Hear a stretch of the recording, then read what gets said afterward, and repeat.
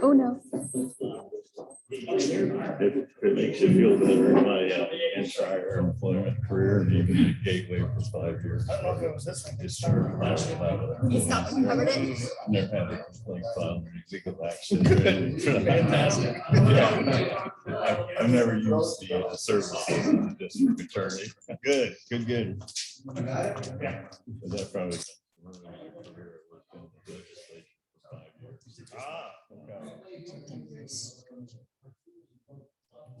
We've only really had one big controversy since I've been involved. So that's what before John McCord.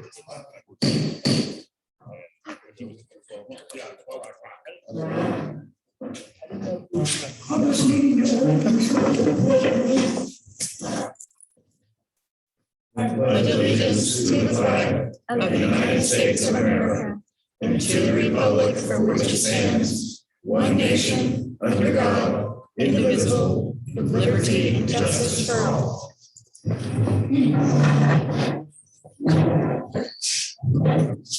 Sorry.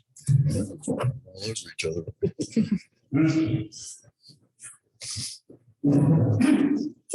Regular meeting of the Board of Supervisors is scheduled for Friday, October 8, 2021 at 9 a.m. at the Community Center, 3500 Edgewater Drive.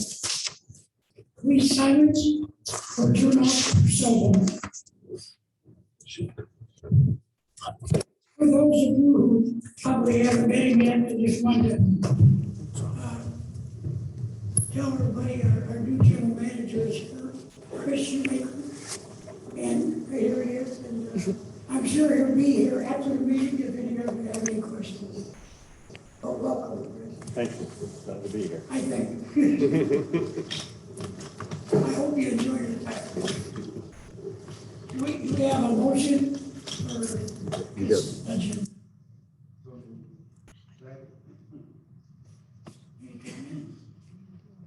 I have a comment.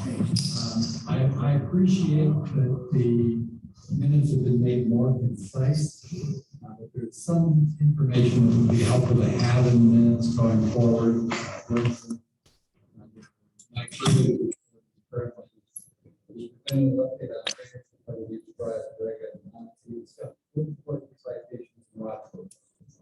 All true. It would be nice to know how many watch orders and how many citations, so we can track them on an ongoing basis. Anybody else? Any public comment? Kelly? Hi there, I'd like to call the roll, please. Supervisor Phillips? Here. Supervisor Herrick? Yes. Supervisor Brooks? Yeah. Supervisor Gilpin? Yes. Supervisor Hotelling? Yes. Thank you. We switched a few things around from last meeting. Somebody suggested we try public comment at the top. So we're going to try that. And if there's any public comment, we can listen to.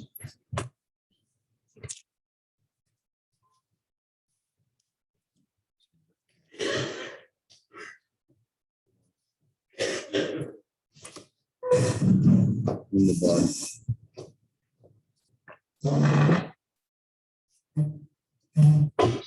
Morning, Supervisor Mark Camp, President. Thanks for bringing that up. I don't know if this is actually appropriate based on, I normally listen to this on Zoom. So at the meeting, it was suggested that they do public comment in advance. Unfortunately, what I'm going to ask or discuss is something that's coming up later on the agenda after the fifth resolution. We're having public comment. Okay. Concept is public comment. Reference for everything not on the agenda, Yeah. and anything on the agenda. Anything on the agenda, we're having. But can I do it now or do I have to wait? I think you're smart. Okay, well, give me about 30 seconds on this one. The public comment that I had is I can't wait, unfortunately, and I normally Zoom on this. And I think that the Board of Supervisors face a major challenge. There's a lot of changes in management here, and I understand that something has to be done quickly to keep this district running. I don't understand why Zimmermark wasn't an emergency meeting, maybe it kind of came up to discuss a little versus making a decision on it today. I understand the costs associated with it, and I think that this could be a very good thing for the district, but it could also be very detrimental. I've read this, and maybe the answer will be later on when I listen to the audio, but I just urge the board to look at this closely because this is a major change in how we do business after the district here. Also, where we keep our finances, because finances are pretty much the same. But as far as availability and the access to somebody locally is going to be difficult. Thank you very much. I appreciate it. Have a wonderful day. Thank you. Anybody else? Sure. Morning. Bill Northwest resident. Let's know what you're talking about. What you're talking about is a fundamental change. What change is that? Is that on the sheet? So It's on a resolution. Yes. We'll get to it. It's letter E on one of the 70. it's on there. You can have all your 113 pages. See, I am unaware of what's transpired. Thank you. Anyone else?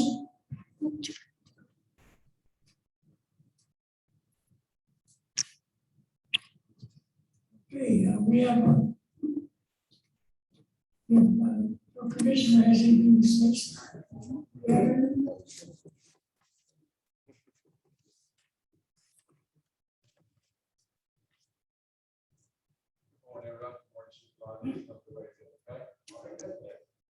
want to follow up on a couple of things.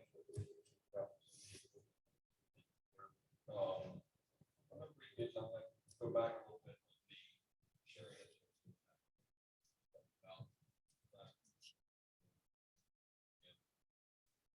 You know, I left here thinking that y'all were certainly not happy with the county. Disappointed in the county. Sharing tax revenue.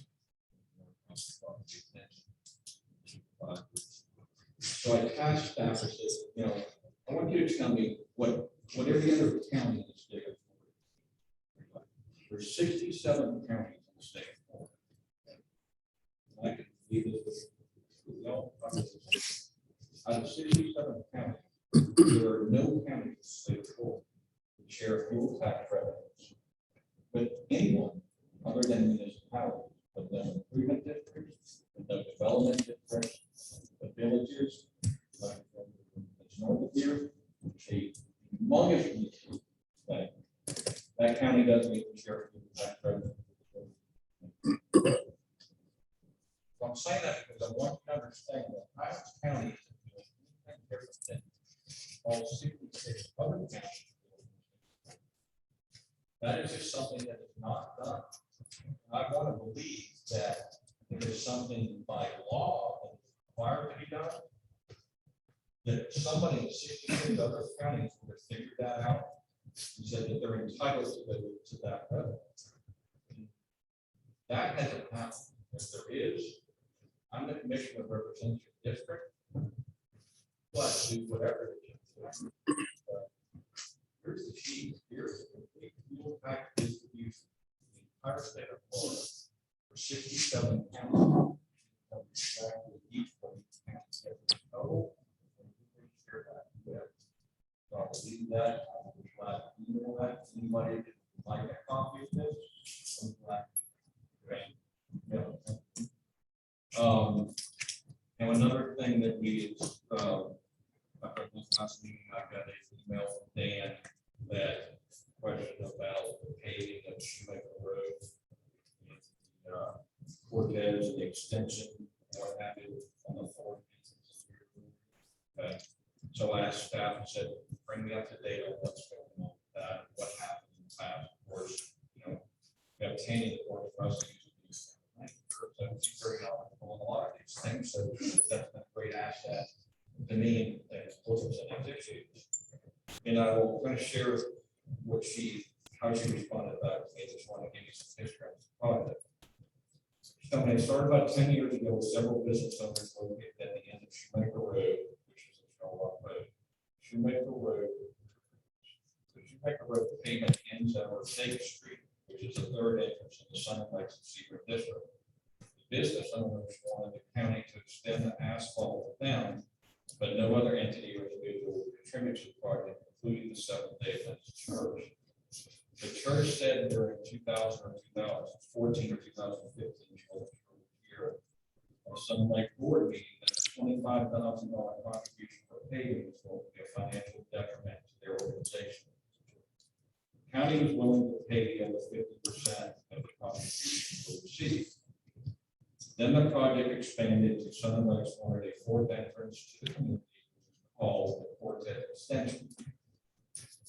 Mr. Hanley and I worked on this project sometime and proposed to Sun Lakes that the county would pay Shoemaker from Ortega to Cortez, and then extend Cortez to Shoemaker for $100,000 total.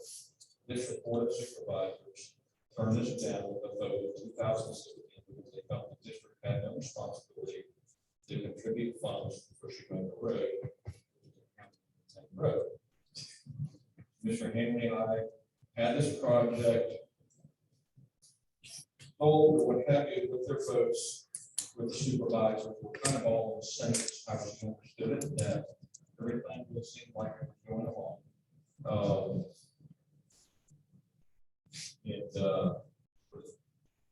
Outside contract, which was kind of on that worked in this project, sold their votes swayed by public comment. Quartet Extension would have cost the district much more to use an outside contract versus use the county. Keep in mind, when the county does anything for anybody, the county's not allowed to make a profit. Like, we're not in business, we don't make a profit as a business. We're process to produce asphalt or process for that. We don't mark anything up with what that costs the county. So that took her a couple of years to buy some lots that were needed. Value. And so when it came to the purchase,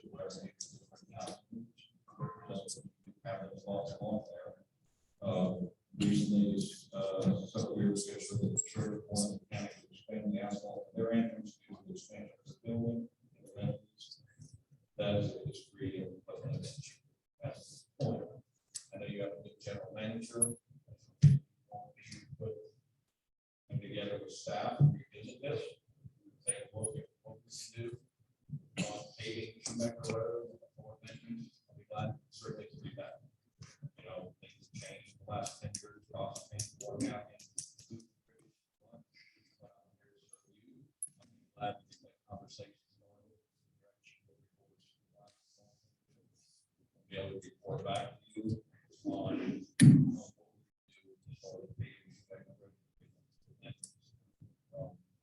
I'm going to maintain that.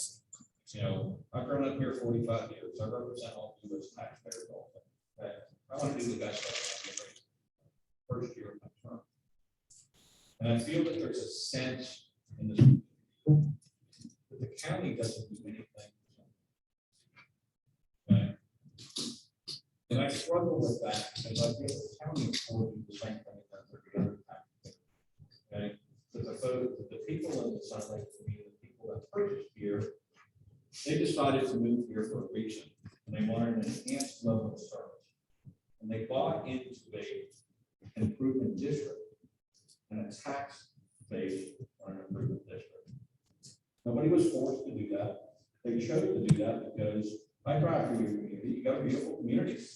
You don't have garbage on the side of the road, like we do in other places. Everything's nice and low and taken care of. I just passed one of your security vehicles, pickup truck on my way in here. And that's what you get for paying your improvement district taxes. I've heard talks of the firehouse. Yes, I asked about that. time, we had a part-time fire department here, which is becoming more and more difficult to manage in today's world. Came to the county, says, you know, we want to get out of the fire department business here in Sun Lakes. So we worked with you folks, we worked with Advent Health. You donated a fire truck to the county. Advent Health donated the property.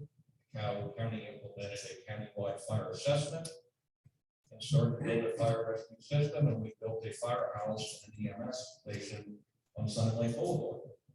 Well, I can tell you what that accomplished for everybody that lives there in Sun Lake. It puts you within 5-mile radius of a firehouse, a full-time firehouse. And that is affected each and every one of these homeowners insurance in the form of a discount. I would argue for many of you, it pays that discount afford you much of what you're being charged on the assessment. So there was a benefit to the county working with Sun Lakes and locating the firehouse where it's located. So I'm willing to work with you folks in any way that I can, but I don't want to leave here every time that I come to a meeting. If you got a problem with me, if you got a problem with the county, I will sit down with each one of you, and it's my job to align you with the proper staff within the county to vet these things out.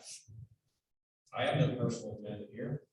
If I could pull a trigger, tell them to pave Shoemaker Road and create your fourth entrance, I would be glad to do that. But that's not the way it works. The way it works, my job is to put people together, see what we can do to help out, see what's within our budget, within our reach, and representing you as a taxpayer, and do the best that we can moving forward. And I'll be glad to do that at the direction of this board. I appreciate the opportunity for you to move from the meeting here. I'm always reachable, like any of you that have reached out to contact me. I feel that I responded to you via email or telephone or whatever. So anything that I can do to help you, I'm glad to help. But also please keep in mind that one of the jobs of the county commissioner is to keep an eye on the purse strings, like you folks are tasked with the new group. Keep an eye on the money. So even though at times I think it feels that I'm working against you here in the district, please keep in mind I'm also representing you in your tax dollars that you're billing the county. If you have any questions for me, I'm glad to answer them, but I wanted to just report back on. I wasn't totally satisfied with their conversation. It just kind of sounded like, well, now we're into this challenge. You guys can go get a second opinion from the attorney general, what have you. Big, long, that wasn't appropriate to me. I wasn't satisfied with that. So I said, I want to know what everybody else is doing. Are we doing something just totally off the wall that everybody else is sharing fuel back on to the board? 67 counties, not one county is. I didn't create that. I didn't set that up. That's the way it is. And in order to change that, I think it'd probably be a pretty heavy lift. To go to court or something and say, you want something? First I said, well, Your Honor, there's 67 other counties, 66 other counties. Why are we deeming that we have to do this? Not that we don't want to, but as you can imagine, as much rain as we've had, the water's just laying in ditches, drainage problems, we've got a lot of problems when it comes to taking care of our roadways and our drainage and our easements, just like we've got to do. So I appreciate the time and the opportunity. I'll be glad to answer the question. No, I would just like to say from my perspective, I thought our conversation and meeting was good and worthwhile. Was it 100% satisfactory? No, but I think this board has decided that we've got the answers we can live with and we will live with them. And I don't want you to feel dissatisfied at all. I think what we did was productive as far as it went. Will we satisfy everybody in the district? No, but I think the board is satisfied with staff as well.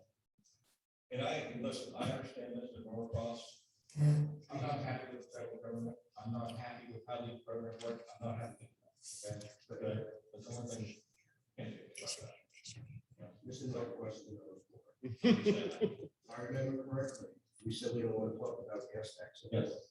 That's Well, what you did, Ray, and I can tell you, it continues to come up. I continue to get. I don't want to talk about it. You want to talk about it in this law court someplace else? You won't get it billboarded. Okay, very good. I just wanted to reaffirm because I felt there was some sense from some of the supervisors that we weren't doing the proper thing. Okay, so I just wanted to reassure everybody that there's no other cannabis. Personally, of course, I'm only one vote here, but I think it's important for us to sit down with whomever we need to sit down with to extend Schumacher and extend Cortez Boulevard. We have several lots that have been purchased and are going to be developed out that way. And that's just, that traffic is just going to increase. Right? It's essential to get going on this. I agree. So I'm the one that kind of kicked over this nest of snakes, and I'll tell you why. You guys sold 562 lots, most of which are going to be going out Cortez. They're then going to turn on Sun Lake. Additionally, there's another 240 lots that are going to be foreclosed by the bondholder, baseline bondholder that we're talking about later today. In addition to the ones that have already been sold, you're talking 1,000 lots. Every last, not all of them, 99% of which are out there. So you're either going to get another 3,000 cars a day going up and down Sun Lake, in which case you're going to have to 4-lane it from the district office out to Cortez, or you're going to have to do Cortez to Schumacher. I'm just trying to get out in front of it. Absolutely. And I agree 100%. It seems like something that I will do everything I can do. And I was glad, let's start it. Let's see what we can do. Revisit it. And I was glad to report back to this board, bring staff back to a meeting, what happened. We'll see what we can all do to work together to make that happen. Yeah, I'm not trying to say this county isn't doing anything right. I'm just trying to get out in front of the problem that we're going to have before it becomes a problem. Because talking to these people that have bought the lots, we're talking 300 houses minimum by one builder in the next 2 years. So it'll take 2 years to get it done. And see, we want that as a county, we want that as a district. Exactly. It brings more revenue for all of us and helps us. Exactly. It's good for all of us, but Absolutely. So I'll work on getting in, you get our back for that. I'll wait as I'm on the golf course. very minor point. The additional garbage can that we had, we're going to talk to them about taking that on back. Yes, they will set them back if you want to bring them back to them now, yourself, but they're working on a program that people can call in and they will come and pick up the can. Okay, I'm still talking to staff about putting a recycle dumpster out here for the different uses that y'all have asked for. And I guess I'm like, one question I've asked is that the other sites are going to I don't believe there could be as closely supervised, what you could do out here, maybe if you put it up on your maintenance facility or something like that. Our facilities are going to have to be fenced because of people who use those when they're not fenced, they put the wrong things in, they stack stuff outside, it blows everywhere. So that doesn't work. Would you all feel that you can have a location? We brought the dumpster, do you have a location within the service dumpster in an area that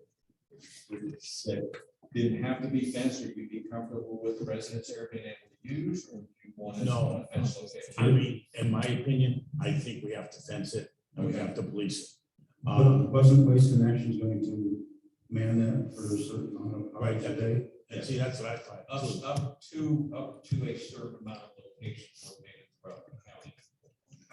It's 3 or 5 locations. And I believe there may be an additional 2 locations in their contract. Facilities. Okay, so I can look at whether or not, I know that we certainly want to have one center located in each municipality and not specific to certain neighborhoods or what have you. But I will be glad to look at to see if there's something we can do to have one out here. Is there a location that y'all would have in mind? So Be a location. we've been looking at a few areas. Right around. Yeah. Yeah, we could run around, but How many hours? We gotta decide whether we want it. right. Yeah. The question I have, how many hours are they gonna man that? Talking about managing it up to, I believe it was 15 hours a week, would be a minimum of 3 days a week, 5 hours a day. It'll be Because they have to have a representative on site to accept the recycling because of the contamination problem. Right. That's been one of their big beefs with the county and how people are contaminating recycling. So we put that on them, okay? They have to manage facilities a minimum of 15 hours per week, do it during some hours that are convenient for people, not only their workout, some of the ladies gonna call a Saturday, half a day or 5 hours on Saturday, okay? So they can't come back to the county and say, you guys are still contaminating recycling. Well, no, we're not. You're contaminating, you're leaving it in. Okay, so yeah, that is all stuff I know that they're working with the municipality now on those relocations. But I was glad we could see the location out here. Make something work. We'll work on that, so I will work on the maybe if you make the road and get the conversation started there, so we can report back to y'all, and then we'll see about the recycling. Yeah, right now is not the time to discuss it, but I think you need to call me about what you reported, what happened. Okay. Okay. Yeah, and like, And it makes no difference either way. reach out to me anytime. You want to grab lunch sometime or maybe get together, what have you, as president of the board of supervisors. I'll be the last one. But we have a next board member that was on when that happened. And what you described is Not exactly. not exactly what happened. Exactly, and I got it. So we'll Doesn't, discuss that. doesn't surprise me. We'll get together. Absolutely. Okay. I'm glad to do that because I like to be very, very transparent. Yeah, and it needs to be done. We need to look at that. So Yes, sir. Yes, sir. Okay. Why do we need to look at that? That's just. Well, I mean, if you're making some points there, you want to make them. I'm glad, listen, I will take whatever notes I can. We can digest all that. Thank you. thank you.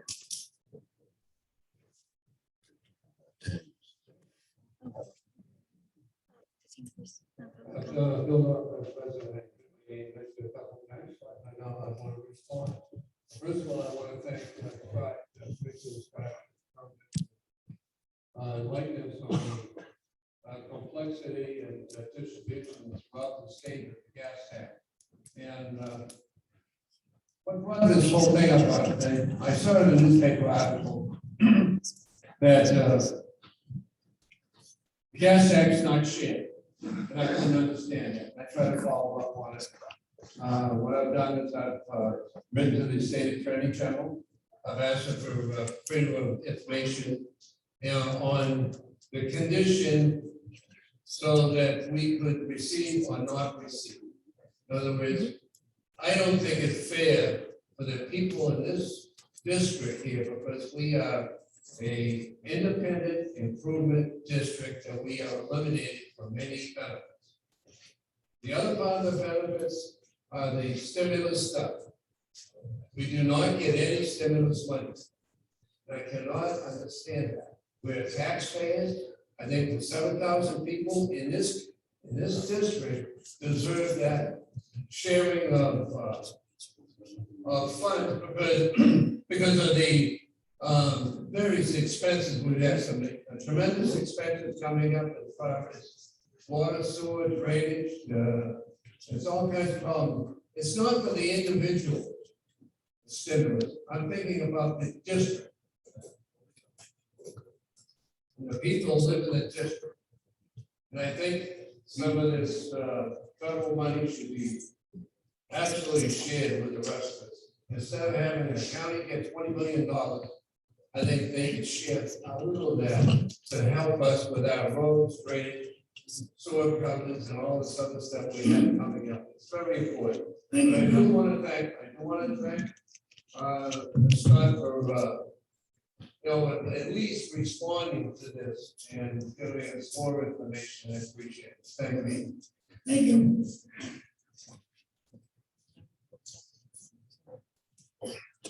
Morning, board, staff, George Puffenberg, resident. I have a question for Scott. Hey, Scott.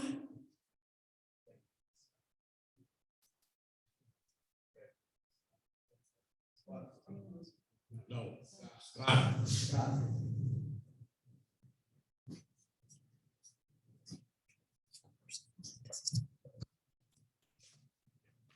I'd like George Puffenberg, resident. the paving of Shoemaker Boulevard, how far will that extend?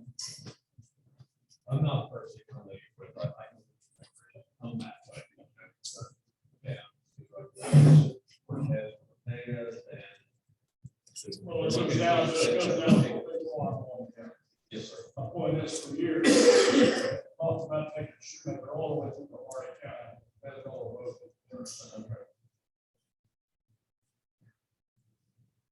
I think what happens is when Dan Stewart told matters, and we can all be lost from there. But let's assume all of them are sold, the houses start being built. I know there's always an issue with the intersection of Shoemaker and 27. Traffic, in fact, it's cycle one road, all unit 12. Full traffic. All the traffic has some way. So I think any thoughts of paving Schumacher Road, I agree the district has some financial responsibility for the. And a lot of this, lots on the road. But the county will do some huge favor and the whole county favor by taking all the way through. That's- You haven't been there. Thinking on 27. It's all the traffic. And it's also paving, I'm only going through the day. I don't care. It ought to go through the park. I just look at what the law. Yeah. They have that mapped out.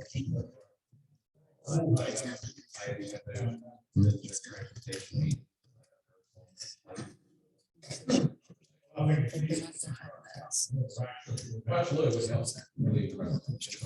Another issue I have with the board is suggestion. If in fact all the lots that are currently being sold and all of them that you hope to sell, which I hope to sell every one of them. That way you lower the assessment on future. The issue again rises of wastewater and the plant. At some point in time, somebody's gonna say that's enough. We can't take any more. And not only the issue of the intersection here, because the wastewater plant is older than I am. And that's pretty old. Talk about it, nothing's ever done. And one of these days it's gonna be too late. And I raised that issue, I know you raised it, you had some studies come forward. Water, I guess the new general manager's familiar with that outfit. But that's one of the horses you need to jump on and ride very quickly. Because I think we're behind the eight ball already when it comes to DEP standards when you start the process. Appreciate it, thank you. Thank you, George.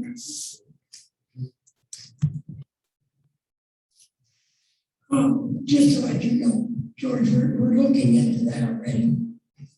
Okay?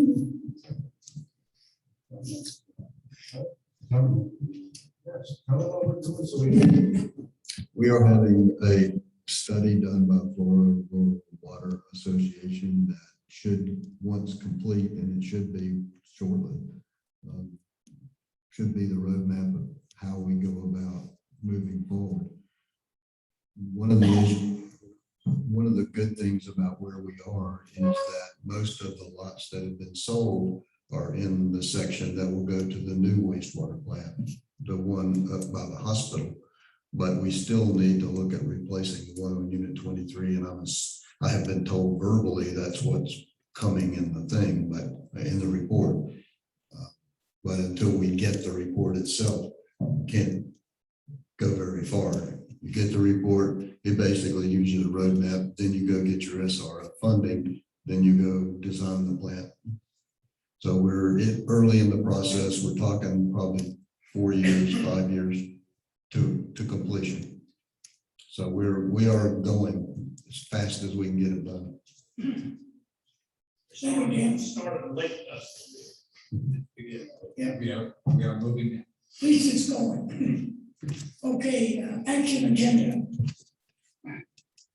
Public hearing resolution number 2021-09, 24-32. A resolution of the Sun Lake formal budget for the 2021-2022 fiscal year based on the estimate of revenues and expenditures for the district's general utility and golf funds, establish the levy of operation and maintenance assessments for the 2021-2022 fiscal year, and confirming findings of benefits, providing for conflicts, providing for civility, and providing an effective date. Can I have a motion? Move to approve. Any discussion?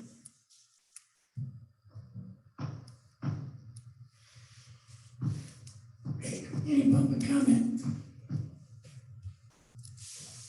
Kelly?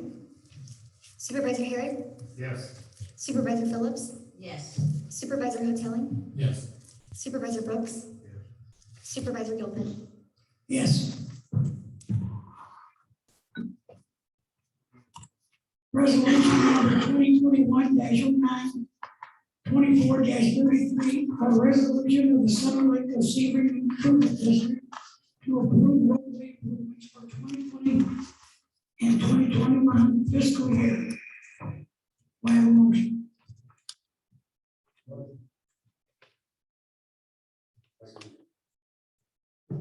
Okay, any discussion? Yeah. I think it's in, is this the one? My ears are- I think it's an embarrassment that we are signing off on 2020, 2021 road improvements with what, 7 days left in the year? 7 or 8 days left in the year. I just think it's stupid. It's an embarrassment. We passed this in a budget that was approved in October of 2020. And now we're just getting around to finally signing the RFP. So, to me, I don't know who it's a reflection on, but it's not good, in my opinion.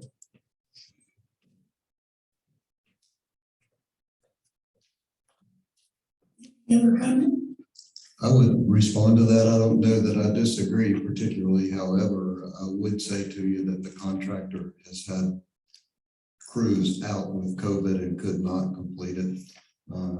He is now scheduled to finish it in And I will October. tell you, in July, I asked the very same question at a board meeting, and I was told it will be done before the end of the year that we're in. And Correct. that didn't happen either. Correct. So, you know, we gave somebody a contract for $300,000 and they didn't deliver a nickel. They haven't been paid either. It's supposed to be finished by the end of October, as best I can tell you. However, again, this is not a normal year. Neither was last year, for that matter. Okay, is that it, Dan? And any public comment? The resolution refers to 2021, 2022.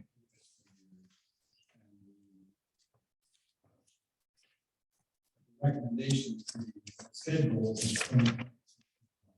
So are we really talking 2021 or 2021, 22? 2021. You will be getting a change to the budget that updates that. I would expect in the next 2 meetings, you will get the 21, 22, another 3.5 miles of road to be completed probably at the same time. I can't address why it wasn't done earlier in the year, other than that's what the contractor told us. We actually have, if you recall, instead of doing specific road bids, you got prices for work. So then we'll use those prices for work to go and have work done. So you don't have to go back and rebid. All we have to do is say, we want these 3.5 miles done, and that's what we're doing here. It did, when it came in July, I believe, there was a portion left out by the engineer, which Supervisor Brooks brought up at the time. Should have come back quicker. I would agree with that situation, but It didn't, so we are here where we are. So we're still gonna get 3.5 miles of road done in last year's budget or this year's budget. It's not the end of the year yet. You will get an amendment, and then we're gonna do 3.5 more miles in next year's budget, but probably all at the same time before the end of the year, and unless it gets more people with COVID. Okay, I guess where my concern is, particularly at the county, and the fact that they don't even look at roads that are at least 50%. I think we're putting too much focus on roads that are not that bad. We've got roads in the back where we're going to be doing building that are in bad shape. And I'm hoping that next year's plan addresses some of those. You have a 6-year plan that the board has approved, and we're taking them, they're ranked based on traffic counts, condition, and any other factors that need to be taken into account. All of those, I believe, in the ones upcoming, it depends on what you mean by back. If you're talking unit 16, whereas all the construction is going, I'm not sure whether that's in next year or not. We're kind of delaying that until the construction is over because they pretty much beat it up. And then you go in and fix it, because if you fix it now, it's just going to get beat up again. You have to understand the roads that are constructed in the back are not up to county standards. They are, most of them are less than 1 inch of asphalt, which just simply won't stand up to construction traffic. If you want to go out and look at Pebble Beach where Craig lives, I mean, they're beat all to pieces, and there's only 10 houses on your street, maybe something like that. The ones on the interior of Deer Run are worse than that, where Southern owns this building. It's just simply not, it's not practical to fix it now and have to come back and fix it again. Well, I guess my concern is, given the deterioration and the culverts that are collapsing, are they going to hold up to the construction traffic? I mean, obviously, the construction traffic is going to be wear and tear on them. But I don't want them collapsing when the trucks are. Well, that was Balboa. If you're talking about the one that happened this week, there's no construction back there. That's as far back as you can get. Right. There's no water, there's no sewer. So there's, most of the concentration is in unit 16, and that's where all the lots that were sold, or the majority, at least, that were sold by the county or that are being foreclosed by the phase 5 bondholder. So that's, once you get on the other side of Cortez, there's not a lot of construction or a lot of construction traffic. It's primarily focused in unit 16. When you say like, The prior construction, was horrible. Sorry. I mean, like, they almost trying to blame you is less than 1 inch of pavement. So even when a truck from the county makes a turn, if it's really warm that day, it breaks that stuff up, you know, like you could be jackhammering to it or whatever. I mean, it's just, it's long before any of us had anything to do with it. And yes, it needs a lot of work, right? But in the past, we were told not to do anything out there because there was nobody going out there. There was no construction. Yes, now there is, right? We're gonna have to put a lot of money back out there. As the question you asked, Mike, about the contractor, COVID hurt them, and also finding staff. It's tough to find trained guys to come to work. I mean, it's horrible. Did you sign an agreement with that company? It- You signed a contract, did you sign a contract with that company? Yes, we did. No. right here. Ray, I agree with Ray, I agree with you. I had the same argument with, I said to Drew, we gotta get this done. But you know what? A lot of things happened in the last year and a half, you know? I mean, I agree, they should have done it. You want to be pushed over? Well, then blame me then, and Drew, because every time that we would ask the contractor, they would put it back, you know? But if you don't have the help, all right, if you don't have the help, and even getting materials, just, we have to go to Lakeland to buy, paving. I mean, that's a long ride. You know, I mean, just to patch stuff. I mean, we did a patch this, the last couple of days. And the reason why we did it, because the roads were taking it and we had no choice. Luckily, we had a contractor on site that could fix it, right, and make it safe. So, I mean, All I'm suggesting is we may well have a 6-year plan and are trying to move along that plan. right. I'm just saying that construction expediting may cause us to relook at that plan. I'm hoping that we look at that in conjunction with what comes forward with the proposal. We do every year with the engineer and with Polson Engineering and, you know, depending on their recommendation and our knowledge of how much traffic there is. That's one of the nice benefits of the speed sign that we got. We actually know an actual traffic count. So if we want to know how many houses, how many cars are going up and down the street, we can tell you exactly.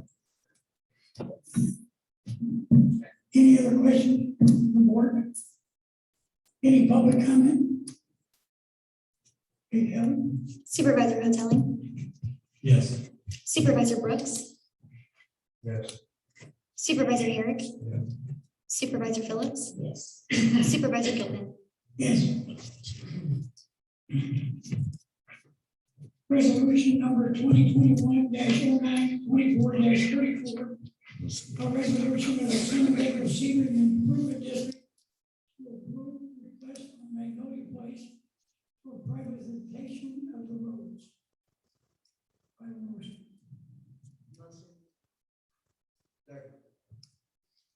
Any comment from the board?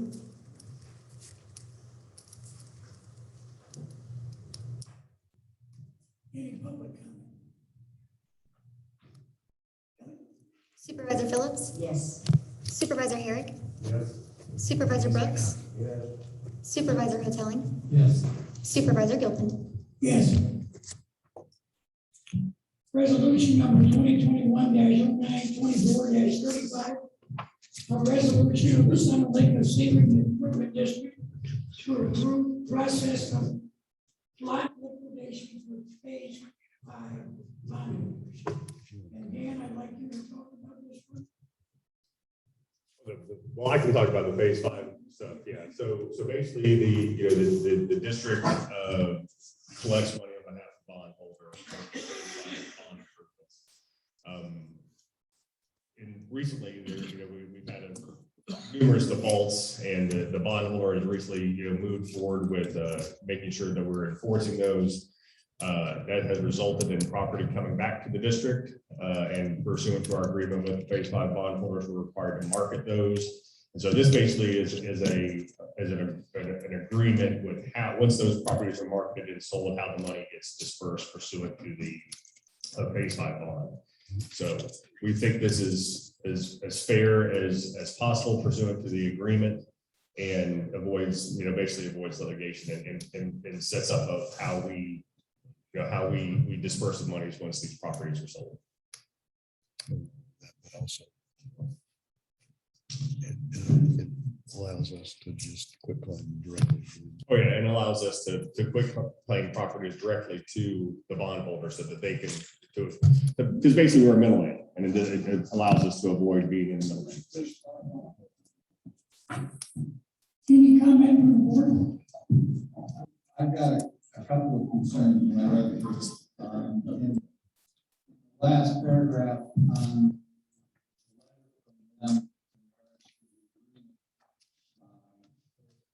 obligates us to litigate such foreclosures with conclusion and complete a foreclosure sale in a reasonable manner. I'm always troubled by obligations. But the further concern here is if we end up with a lengthy litigation and have to guarantee that we will complete it through a foreclosure sale, what if we lose? Well, first of all, we already have that obligation. We are obligated to foreclose if directed by the bondholder. Yeah, but this obligates us to complete a foreclosure sale.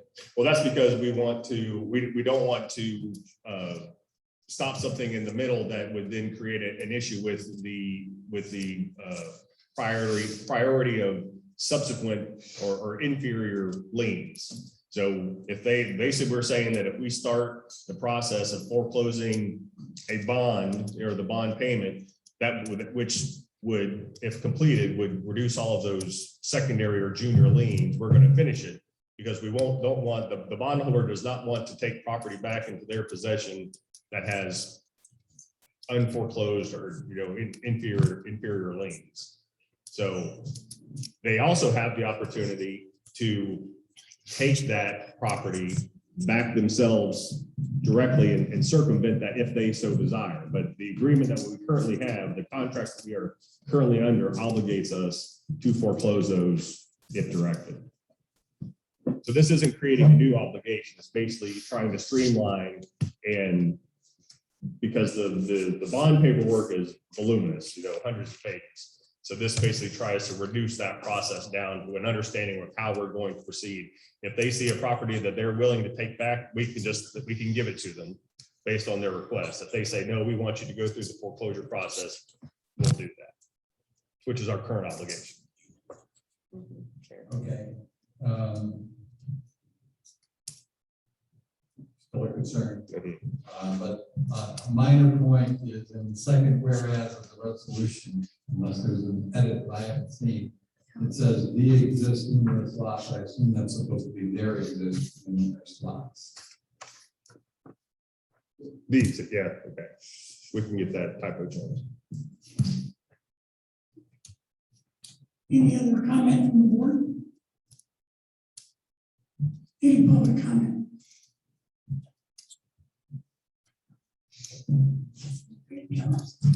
Supervisor Brooks? Yeah. Supervisor Hoteling? Yes. Supervisor Phillips? Yes. Supervisor Herrick? Supervisor Gilpin? Yes. Resolution number 2021-24-36. A resolution of the Sun Lake of Sebring Improvement District to approve agreement with Infomark for financial management services. Any motion? Second. Okay. I think we're gonna ask Chris to talk about this first. Well, I will, if you wanted to if this really pain. I'm sorry, really pain for you. You have to speak into it. Speak, bring it up, that's it. How's that? You can handle You're just too tall. Easier than it. saying You're that. too tall. I brought this forward because after talking to Dan in the last 3 weeks, that they had 3 resignations of staff. And options, how do you fill that hole? And, days to hire 3 people, train them and get them on board. And, so I thought that's to bring a management company in, CDPs, and talk to him from Mark, and I'm guilty because we've used them for years down in Gateway and several other CDPs in the area. And I think provide good service at a good price point.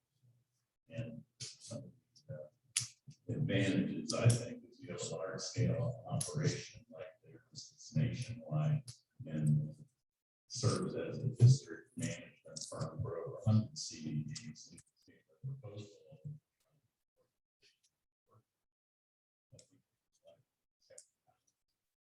System that's cutting checks, statements, they also put together the assessment notices, and they and I also thought a lot of the work the service company does, APAR assessment work and related tasks is very repetitive in nature. And if you take some of that work away from the staff or the other people to concentrate on higher level project management, performance accounting, reporting to the board, and working with other organizations. They put together the agenda, new meeting minutes, some of you would find the meeting minutes lacking because they are just a summary of what was said. Vote. Of course, you can use Zoom or go to a meeting. You have your recordings, you do it on to YouTube, but also those services have a button that you can get a transcript. So you can have a transcript available at no additional cost on top of the meeting. So someone wanted to go into detail and what happened. Loss of control, you do have it because they're in Coral Springs.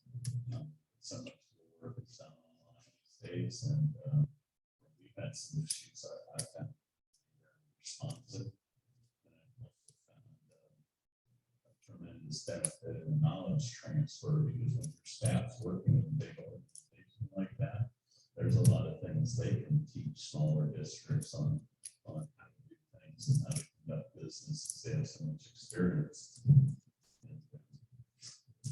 In cost savings with those positions, my board asked me, hey, can we bring the work in-house? We'd like to have it done right here. And I said, yes, give me 2.5 FTEs. I said, well, that's a lot more than we're paying them. I said, exactly. You can't do it as efficiently as them. No, it's a siloed operation. They have these tasks and they can do it better than we can. And I hate to say it, but that was the bottom line. So 3 years later, we still happen. So again, I found the performance good, cost effective, and the options are, if you want to use a service company and not use them on this emergency resolution, if you go out to RFP, you could have several different people that do this, and I'm very large. That's it from our staff people that do that process and training. Two options that we require recommendation that we go to the service company for the efficiency and the cost savings of it. I think the benefit of the staff here. Happy to answer questions. Yeah, stay right there and ask any questions from the board. We have site people that would be, that we could deal with, or that you would be dealing with. Typically, it's on the phone and online. They do have their finance manager that regularly attends meetings. During COVID, he went to do it online, but they typically have a representative and they travel around the state. So they attend every meeting and they're online. They wouldn't attend every meeting in person, but if there was something that you wanted to talk to them directly about, that can be arranged, and they're always there when the auditor comes in. They coordinate that process on the yearly audit. Of course, it's high profile, and said it's the best form of insurance award for that. It's a good audit. We would also have Amanda Valentine remaining on the staff to manage the relationship with them. And we would lose those 3 positions if they do it. But again, we have some key people here who would turn into the liaison working with them. And a lot of that work that they're doing, bringing our staff up, do against higher level reporting. A lot of transparency in the process. There are concerns with them being off-site, but we would have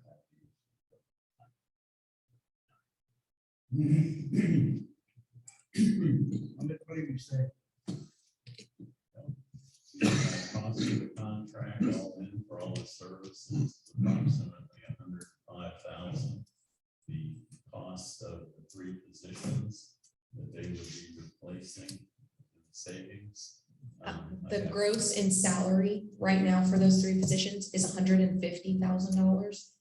That's not including the benefit package, obviously, because all 3 of those were full-time employees. So we estimated that number for the 3 employees, gross salary plus benefits, to be around $225,000.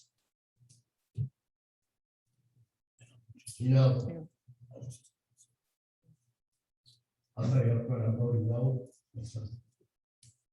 That I don't want to do this. The reason I don't want to do it is I just don't understand. If it was your company and it's not, let's say you own the whole thing and you hired somebody to run employee. And before that person even started working, he came in and said, I'm gonna make all these wholesale changes. You gotta trust me on this. But if it's your money and your company, what would you do? I know what I would. That's why I'm voting no. And I was just bringing that forward as a proposal because I think they can do a solid job. What I would like to see is for you to work here for a month or so. Yeah. And then come to the board and say, this is how I feel based on what I've seen in the last 30 days of our operation. This is the best way for us, Southern Lake, to go, the district to go.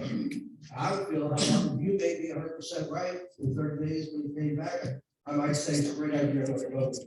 But right now, And I agree with you 100%. I wish I had the time to not have this. You got the position another month or two. Yeah, let me counter that. Yeah, is there any other comments? Yeah, I generally support it, but I have a lot of concern with what I'm reading here. And I would agree, under the ideal circumstances, I'd rather have you here for 90 days to evaluate what we're doing and what can be done better. The problem is, there's nothing to evaluate when people who would be evaluating their job aren't here. And we've got to do something to replace them. And I think this is a good alternative, because probably in the long run, it is good. I don't think comparing 105 to 285 is a fair comparison, because I'm reading this and 105 is just a start. And it provides them attending one meeting a month or 12 years. And once we get a lot more efficient, we're gonna have a lot more meetings than that, and therefore we're gonna have a lot more expense than that, because they're gonna charge us $150 a meeting, $150 an hour to attend our meetings, which adds up very quickly. But nevertheless, I think the overall savings and the elimination of the benefit expense makes it worth exploring. But I've got some language issues in here that I don't fully understand. I'm hoping you can provide some clarity. The rest of it go. I'm not getting into that minutia here, but I appreciate the general concept, but the contract needs more. The length of the contract, is that negotiable? Yeah, that's a draft. I mean, this was all put together in the last 8 days. But is it something where we could say, and just throwing this out there, but, maybe a 3-month trial period? Because right now, we don't have anybody here to do that. And I don't know whether would they sign up for a 90-day trial. I would have to ask them. I kind of doubt they would, because it's going to take 60 days to do the transition and get them the files and the vendor files to do the AP and AR. And the only thing I can.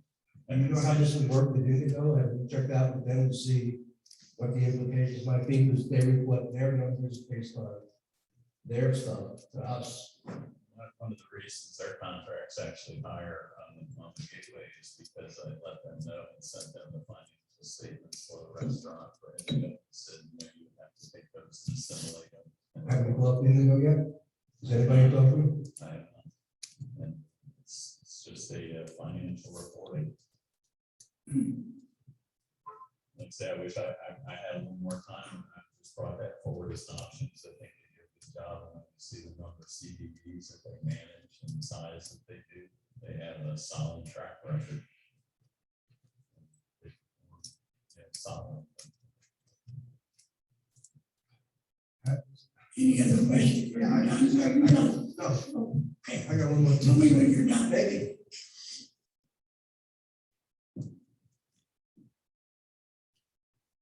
Okay. Maybe what you should do is find out exactly how things usually go around here. Because we usually don't have an RFP brought to us without any prior conversation. Sure. And so I think there's a lot of things that, because you haven't started working here yet, Right. that you need to become aware of before you make suggestions on what exactly you think we should do going forward. I believe we're all open to whatever you want to do, once we feel comfortable that you're comfortable. And I don't know if you're comfortable with it. You haven't worked it. No, I haven't even started. I keep saying that because there's a reason. I understand it. It's looking at contracting and privatization of some of the services, and it's very typical and typically what we do is put out an RFP, that's the research.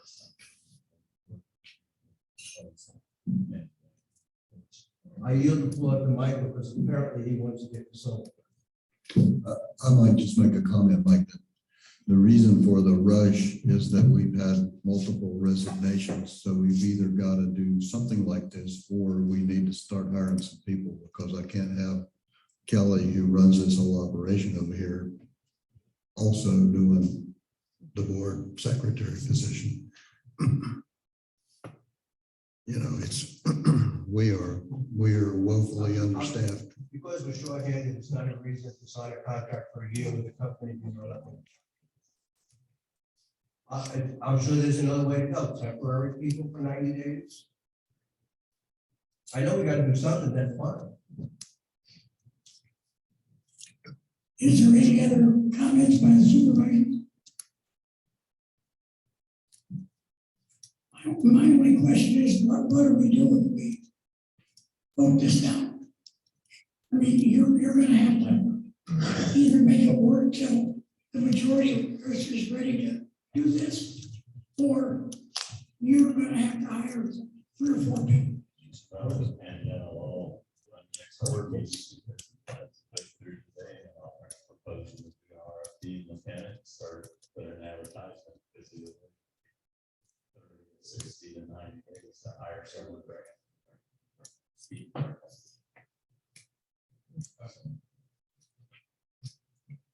Just to let the board know, since this is a services contract, an RFP is not required. This is like a construction project where we're bound to go out for bidding.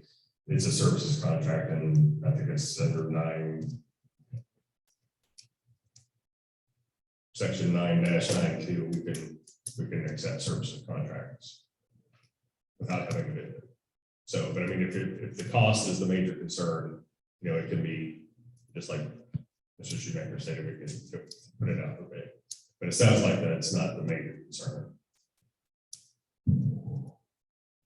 I just don't know what we should do.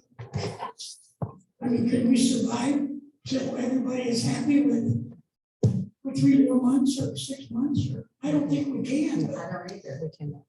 So, I'm listening to you for help. And I'm sticking my neck out too on it because you're making a huge recommendation and that's a huge impact on the business. And if it doesn't work out, it's not going to work out well for me. No, and that's what I meant. And I have had discussions with several staff members about it. They had some trepidation about taking my job, or they, actually eliminate a lot of that work we probably don't like to do and open up avenues to do advancements on your career, reporting and skill sets and working particularly on the bottom. Okay, but if you can, I'd like you to stay there. I'm going to ask for public comment. Yes, Craig wants, go ahead. If we table this for 60 days, let's say, what will we do again?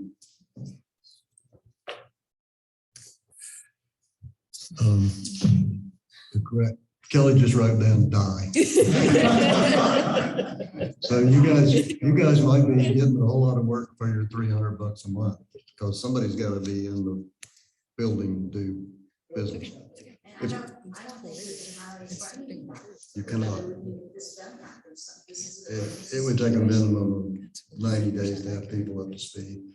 Do we need to, I'm sorry, my things aren't working real well. Who exactly are we with your company or this company replaced? Omar, Logan, And Chrissy. Chrissy.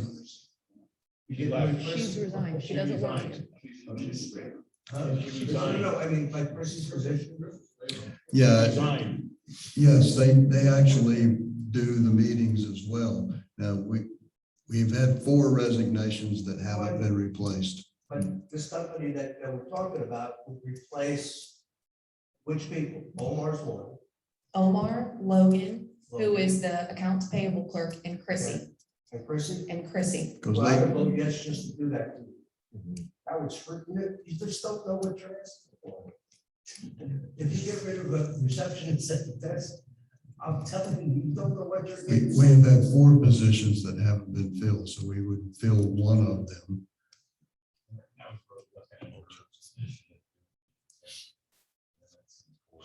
She will be the only protection you have from the community. I'm serious. I understand.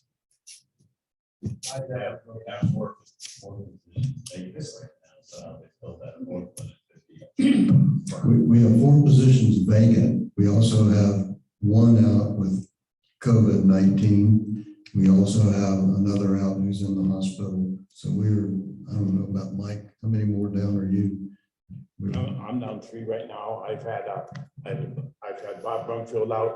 I've had, That had nothing to do with this conversation. it does because it's the whole, I mean, we all work together. Everybody, you know, I mean, we need Logan in there. Or we need somebody for Logan, you know, for bills and to pay our vendors and things like that. We have to do something. It's crazy over there. I'm not saying not to do something.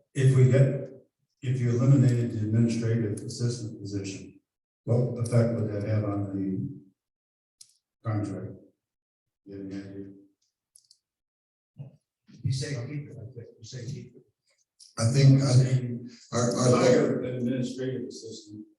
our and thought just do the was, financial part. our thought was that we would replace one customer service / administrative assistant. So you would not be down that many people in the main office. So you would not replace 3 people. That's the number that she gave you, $225,000.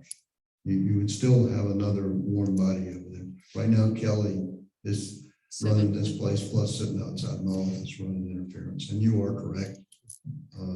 People come in and want to talk. And we need somebody there. And we would do so. But you just can't hire somebody who's the CFO knowing that you're even having this conversation pretty much says to somebody that your career path is going to be real short if you go to work for Sunny Lake. Because we're probably going to do this at some point in time. Okay, we're gonna come back to the board, but I'd like to hear from the public first, and then we'll come back to the board for more discussion. Mark, President. Actually, the board has covered several of the areas that I was thinking of. It's all encompassing within the agreement that Neil had mentioned. There are a lot of what I would say, for lack of a better word, hidden costs associated with that $5,000. Now, I will say the company is from my research, my limited research, they are a very big company and they do a fantastic job. I think that what's happening though is you're going to end up rushing through this, and I realize you have to pay bills. Okay, you can't go in limbo. People need to get paid. But to rush this through without having a little bit of discussion, maybe you can do this. Why can't you do an emergency meeting?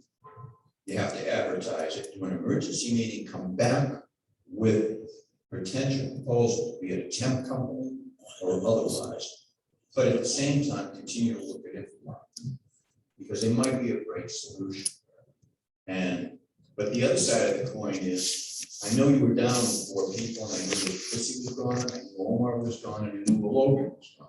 But from a financial standpoint, unless I'm wrong, and I didn't work in the front office as a GM, Chrissy did a lot more. She wasn't involved as much in financial aspects, but she was definitely one of the go-to people, similar to Mike Curley, nothing back in that. But she was definitely a go-to person without having somebody in that front office go to, be a financial person like an Omar. This district depends on them a lot, and I think that everyone on the board there utilizes them heavily. Okay, so I'm not going to go into, like I said, a lot of other things. I wouldn't definitely rush this. I would look at it, at least do an emergency meeting and say, okay, we'll bring somebody in, at least on a temp basis. Because that $105,000 is going to go on. Haven't read the contract. you might want to look at it a lot closer. Thank you. Anybody else? Anybody? We had experience with this very issue some years back. I don't know whether, Chris, are you familiar with Severn Trent? Yes, sir. Yeah. Chris is familiar with Severn Trent. We had Severn Trent management in here probably, when was it, 2004, 2005? Were you here, Beverly, at that time? I thought you might be. And the biggest issue we had with them was one of your questions, Supervisor Harry, was they didn't have anybody on site. The financial operation was in Orlando. And one of the complaints was there's nobody here to talk to. There's many folks here in the district don't have online services. Amazingly enough, they have computers. There's a whole bunch of them. And many of them haven't, still can't use them. The general manager at that time was part-time. He came up from, I think it was someplace down south 3 times a week. That lasted 2 months. And we stopped that. So you either have a full-time manager here or you're going away. Basically, you know, previous boards, you had the faith and trust and ability in a golf management company. And even though there's been minor differences, I think you're fairly well satisfied with the result of the golf management company. So you have to be willing, and I do agree with Supervisor Brooks, which is unusual for me. I think it is rushed. I think it's presented prematurely. One of the primary reasons might be the shortage of current personnel. I know at one time in Highlands County, we had 2 temp agencies that we used to use to get temporary help. I don't know if they're still here or not. I would think financial help is probably more readily available than a lot of other kind of help. But you might look at hiring a couple of temps and ride this. I would table this thing today. I think it has merit, but I don't think the board has sufficient information to really make a good decision. I would like to have seen, I'm not on the board, obviously. I would like to see the documents that say, here's the pros and cons, and here's the savings. Now, the easy part is how do we get rid of this thing in a hurry if we have to? What's it going to cost us? Don't just shake hands and leave. I think those are the issues. And while I basically support the idea, if I was on the board, I couldn't support passing this today. I certainly want to look at it at a later date. Meanwhile, the current issue is how we run the district. And I looked at, we got a prospective general manager and one in place right now. And I look for temp agencies for temporary help if you need it. I don't know what your bottom line number is, 4, 3, or 2. But I think that's the way I would go if I were in a position of making a decision. Thank you, Mike. Anybody else?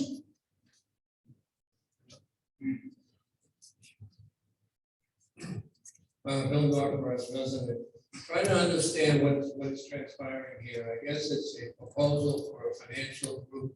This is for the benefit of the people who are on the outside. They have no idea what's going on. They listen to it on a playback or on TV. But anyhow, from what I understand, you are Chris Schumann. This is the potential and hired new general manager. Now, he is suggesting a financial company at Landmark or Infomark, whatever it is. Anyhow, what connection do you have with this company? He's just suggesting it because they have excellent background credentials, and you do not benefit in any way at all. In other words, we're not having kickbacks.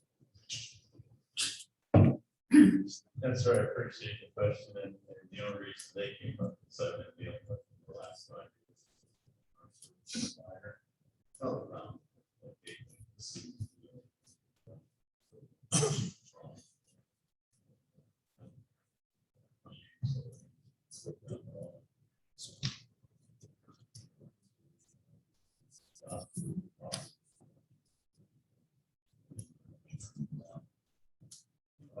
Liz said that I had a problem with them.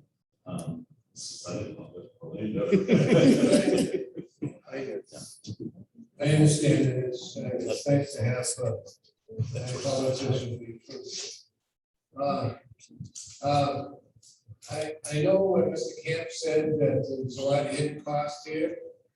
It starts with $105,000, it goes to $250,000, and $100-something, $135, $50 an hour for a service. So it can be very expensive, and it's a very decisive thing, and I understand it, and I love it. Really didn't know that 4 people were leaving. And we're gonna miss them because they were an integral part of Sunderland. They did a lot of work. Appreciate those people, but the replacements have to come. Decision has to be made, but not radically. I appreciate any thought about doing it well. Thank you. Anybody else? Okay. I think what we need to do, and fellow supervisors can concur that, I think we'll probably hear from the staff a little, and then us go up or down on this, and then whatever we want to do. But let's have a conversation about that. I would say, I appreciate Brooks talking about that, because I refer to something like that as a gatekeeper. For the management staff, but also for the residents, and someone that knows everything. Walks in the door, unfortunately, we don't have. And it's difficult to train something like that. That's the experience that you hear. Yeah, we certainly wouldn't be having this conversation had not we had the resignations that we have. You might have been having it in 90 days or 6 months. But the reason, and agreed, it is rushed. But I think these, you've agreed on a general manager who is competent and qualified, and he's given you his best recommendation. It's the best I can tell you. Right now we have people doing 2 to 3 jobs. You can do that for a little while, but you can't do that for very long and maintain the service of the district. It's a fundamental change. They just are those people that we have in house.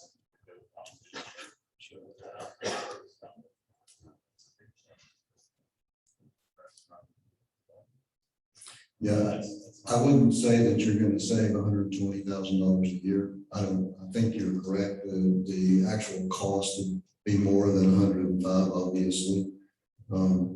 They charge $150 an hour for meetings. Some of our meetings seem to go on forever, so there could be some money there. Depends on how long people want to talk. But and we have more meetings that are scheduled in that thing. That's a 12 meeting calendar, which we normally have 20, something like that, depending on the thing. And then you would also have any other call meetings that would be there. But I don't see how you could possibly spend another $100,000. So either way, you're probably going to save 50 at minimum, would be my best guess. More likely 75,000. To me, it's more or less about running the operation of this. I mean, save money doing it, that's great. Don't. Yeah, I don't disagree. I just know we're in a situation where we've either got to hire people, we didn't make a decision, we are going to hire enough people to run this thing, or we're going to go this way. And that's up to you guys. We'll do whatever you tell us you want us to do. But this seems to me to be a reasonable proposition, even though it is rushed. From my perspective, again, I've got some contract language that we need to address before we sign this. But from my perspective, we're going to have another situation. And so there's going to be a transition. There's either going to be a higher temporary basis to do the work that has to be done. Getting this company up and running as quickly as possible, or waiting 90 days until we got new people hired and retained. And we know from our past experience, hiring is not an easy project right now. To me, I think, and again, based on our new general manager's experience with them, he's worked with them, so he's comfortable with them. And if we're going to be comfortable with him, I think we need to give him the tools that he needs to get the job done. And getting this company in as quickly as possible to do the work that we need to get done is going to be better for everybody in the long run. Because if we keep dragging it, which we could do as we try to make sure that we're doing everything absolutely perfect, that's not an absolutely perfect way to do it. And my concern is that we're going to burn out and lose other staff while we're trying to get this up to speed. I've been in that situation in businesses before. It's important to get things going, and I think we need to move forward. I certainly recommend moving forward with this, but perhaps negotiating a little bit about how many meetings they'll attend and what the price would be. We might be able to get something more relative, but again, there's other language issues that I think we need to address. So I think we could approve the concept today and then have a meeting somehow or another. You know, the sunshine laws is a difficult thing, but some kind of a meeting that addresses the issues and brings back a revised contract for our approval. But I think we are better off moving forward with this rather than delaying it and having to find some interim management situation to deal with the work that needs to be done. Because the work needs to be done. I think there's 2 points there. I mean, one is that this is a 1-year deal. We're not talking about 5 or 10. And secondly, that of those 4 individuals, 3 of them got promotions and more money. So we're talking about, we are probably non-competitive in our market anyway, in our current salary grades, which we have had that discussion. One of our challenges is that our benefit package is higher than anyone else in the market, higher than most in the market. So, you know, I've been told more than once I can't eat benefits. You know, I'm young, I don't really need the insurance. And, you know, they look at, if we start them at $12 an hour, the equivalent somewhere else is $15 an hour just to cover our benefit package. So they don't see it that way. So I'm not sure it's going to be quite as easy as it might appear to find qualified people that are willing to work for our salary scales. Which is, I mean, you guys disagree. What's the, if we signed a contract, if we were to sign the contract and we wanted to cancel it, what kind of a escape clause is it? I mean, if in 90 days we decide it's just not working. It's a 1-year contract. I think in there, the 30 days, either party. First part. Yeah. I think the 1 year is a 1 year. Correct. Yeah, there's a 45-day if there's a default of some sort. So if something goes south, that's otherwise it's a 1-year contract. What I'd like to see is 90-day, hire 90-day tips, whatever you think you need to get it done. You work 30 days, go back to the board and say, I'm now comfortable saying this is what I really need. And this is the company I want to do it with. If you still want to take that direction, I feel much better. And I hope, you know, if you get back after 30 days of experiencing sun and lake, I don't think anybody here would argue. I think you might ought to ask your employees if they'll still be here in the 90 days. I'm serious, no kidding. I mean, If you don't want to hire temps for 90 days, I said. can you find a CFO that's a temp? I mean, you can't get them and train them, whatever. I'm gonna do whatever. Life is unfortunate. I'm just saying, I can't see you no more. No. Brad, Craig, you got anything? can I say something? It's so hard to find temporary good people in just to mow a lawn, all right? How are we gonna go out there and you know what? We should do this now and get this over with. We hired Chris. Listen, Have we tried? you can fire me right now, I don't care, but I'm gonna say this. You hired Chris, okay? All right? Let him run it, Let him start working here. He is He's not working. Here yet. all right? Okay, guys. I mean, we go over through this all the time. It's arguments. Okay, Beverly, you got anything else to say? No, I think we need to vote. Okay. Make this. Mr. Hurd? Temporary accountants, some of them. I would assume. I would like to amend the motion to approve the concept and meet with the company and revise the language. Yes. And what was the second part? And bring back a revised contract for our approval at the next meeting, which we. How can you put the contract from the rate of the Okay, so just to let me, if I understand Mr. Holmes telling correctly, he's making a motion that we amend the resolution to not approve this contract, but to enter into negotiations and then bring back a revised contract at the next board meeting, which will be October 8th. Correct. Okay, so that's the current motion that's on the table. If we would need a second to move forward. And we'll also look into options, how the market is with temps and also with hiring.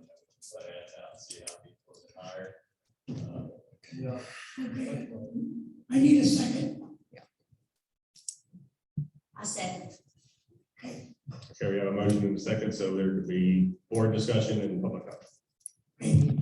Any more board discussion? What are we voting on? Okay, so there is a motion to amend the resolution that we're not approving this contract, but we're entering into negotiations to revise, and then we'll bring back a revised contract for the next board meeting. So we're gonna be approving this for 12-month period, is that? Well, there's gonna be a we'll come back at the next board meeting with a revised contract. But to move forward with the concept of hiring, entering into negotiations with. So we're just approving this company is gonna be the one that does something for us. That we negotiate with for a new contract, and we would bring back at the next board meeting.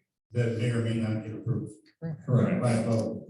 And during that 2 week that we do that, and we can find out if we have temporary accountants up there. Yeah, that's what Mr. Schumacher suggested, that in that same time frame, we would see what the temp availability would be. Okay, any more board comment? Any public comment? I'll ask one question. What's the supervisors? I'm telling you, celebrate.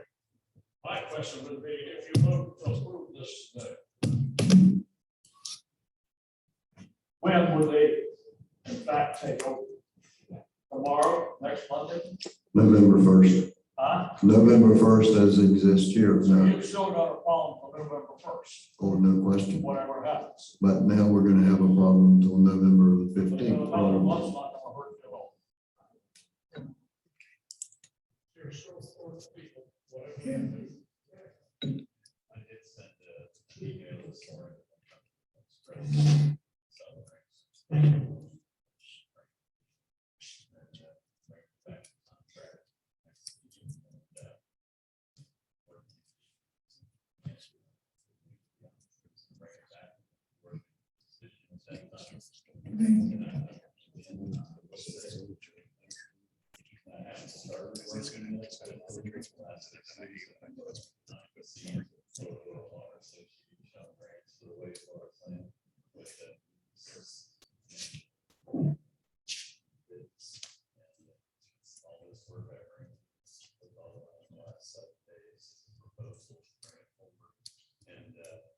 One thing I have learned, talking to your staff on the office, is costs story. You have great performance. Do the job. Thank you. And I have recommended to Dan that we look at manpower or some kind of accounting assistance to help us out in the interim. And, you know, if we can find somebody, great. And if it buys us some time, great. But I think we need to move forward. This sounds like the longer term solution. We need to move on as quickly as we can. I would also make the comment that this is Infomark's contract is generally drawn to their advantage, but it's also normally these kind of guys don't do cookie cutters. It's here it is, take it or leave it. So I'm not sure that you're gonna get a whole lot of change, but maybe. You guys, you're saying you can make it till November 1st or November 15th We're gonna have to make it to November 1st. without having to, I didn't say that. We'll do our best to get some temporary people. so you're gonna try this. Absolutely, we would anyway, but the issue is if this isn't approved, then we gotta go get permanent people. That's the reason we haven't done anything to this point. I mean, No, that's not, why would you have to get permanent people? if you don't approve going outsourcing, then we have to get permanent people. If you don't approve it today? I No, didn't say that. but all I'm asking for is like, get 30 days and then we'll look at it again. That doesn't mean you go out and get permanent. No, but if you're not going to approve the concept of going outsourcing, then we have to get permanent people. I either need to go one way or the other. That's really the issue. Okay, How much notice do we have to give on a special meeting? 10 days. 10 days, I believe. So you're gonna be talking October the October 8th 9th is the to next, 10th. October the 8th is the We've next got board it meeting. scheduled. We've got October the 8th is our next meeting anyway, so it's no reason.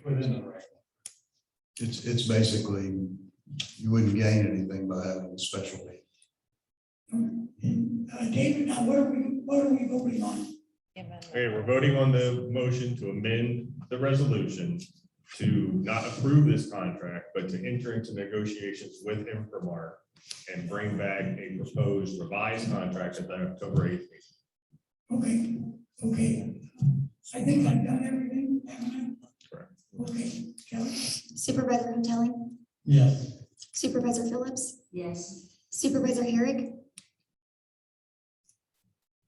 Yes. Supervisor Brooks, No. Supervisor Gilpin. Yes. Is there a supervisor that wants to, is there a supervisor that wants to sit in on the negotiation process, or you just want to leave that to Mr. Shoemaker and me? I'd be happy to say that. Let Ray sit. You should sit on. You should sit down. And I appreciate it. I have a feeling this is the easiest thing I'll do. Also, look forward to the feedback. All right.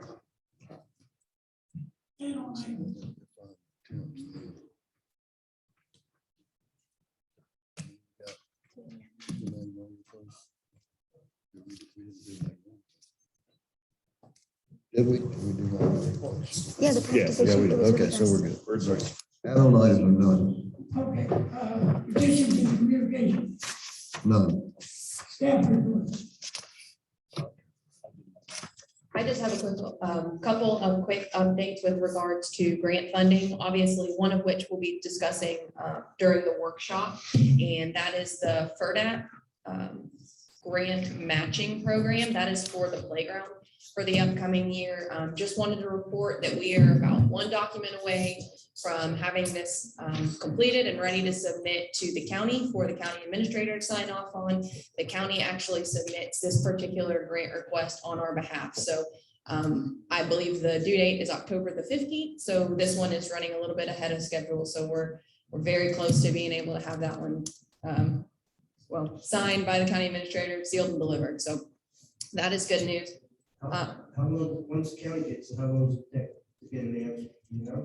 I do not know. I'm happy to ask Corbett to see when all of that kind of goes through and you know whether or not you're approved or not, because obviously that has some bearing for us on what we do going forward. So I will check with Corbett on the timing for that. The second piece is the drainage project, the SRF, the state revolving fund loan, if you will, that we are pursuing with Guardian as well. I got a note from Corbett that says that our request for inclusion has been submitted.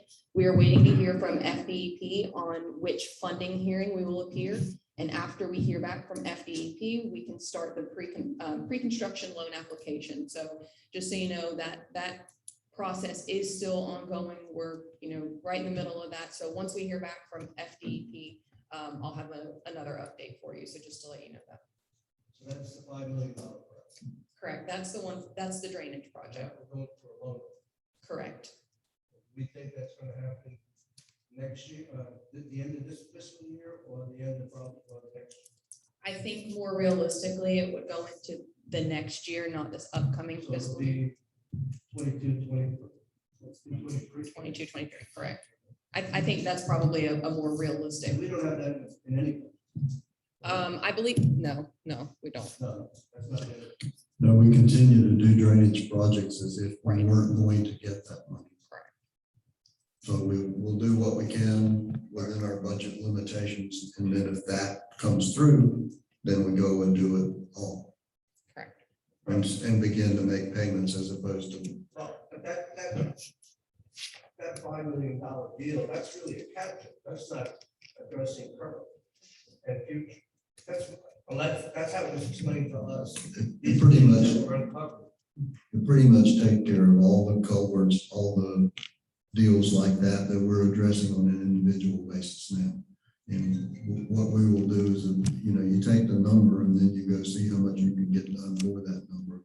So it's kind of a squishy deal. You can't say exactly how many we're going to get done, but it should be enough to take care of all the hard stuff, all We're still the gonna hard need money. We're infrastructure still gonna need money every year.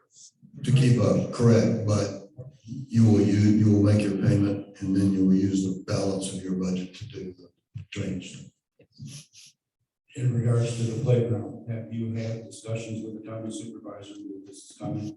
Yes, so before we even, the FERDAP application itself has to be submitted through the county. We as a special district cannot do that. So before we even started the FERDAP process, the application process, we confirmed with the county that they would be willing to submit that for us.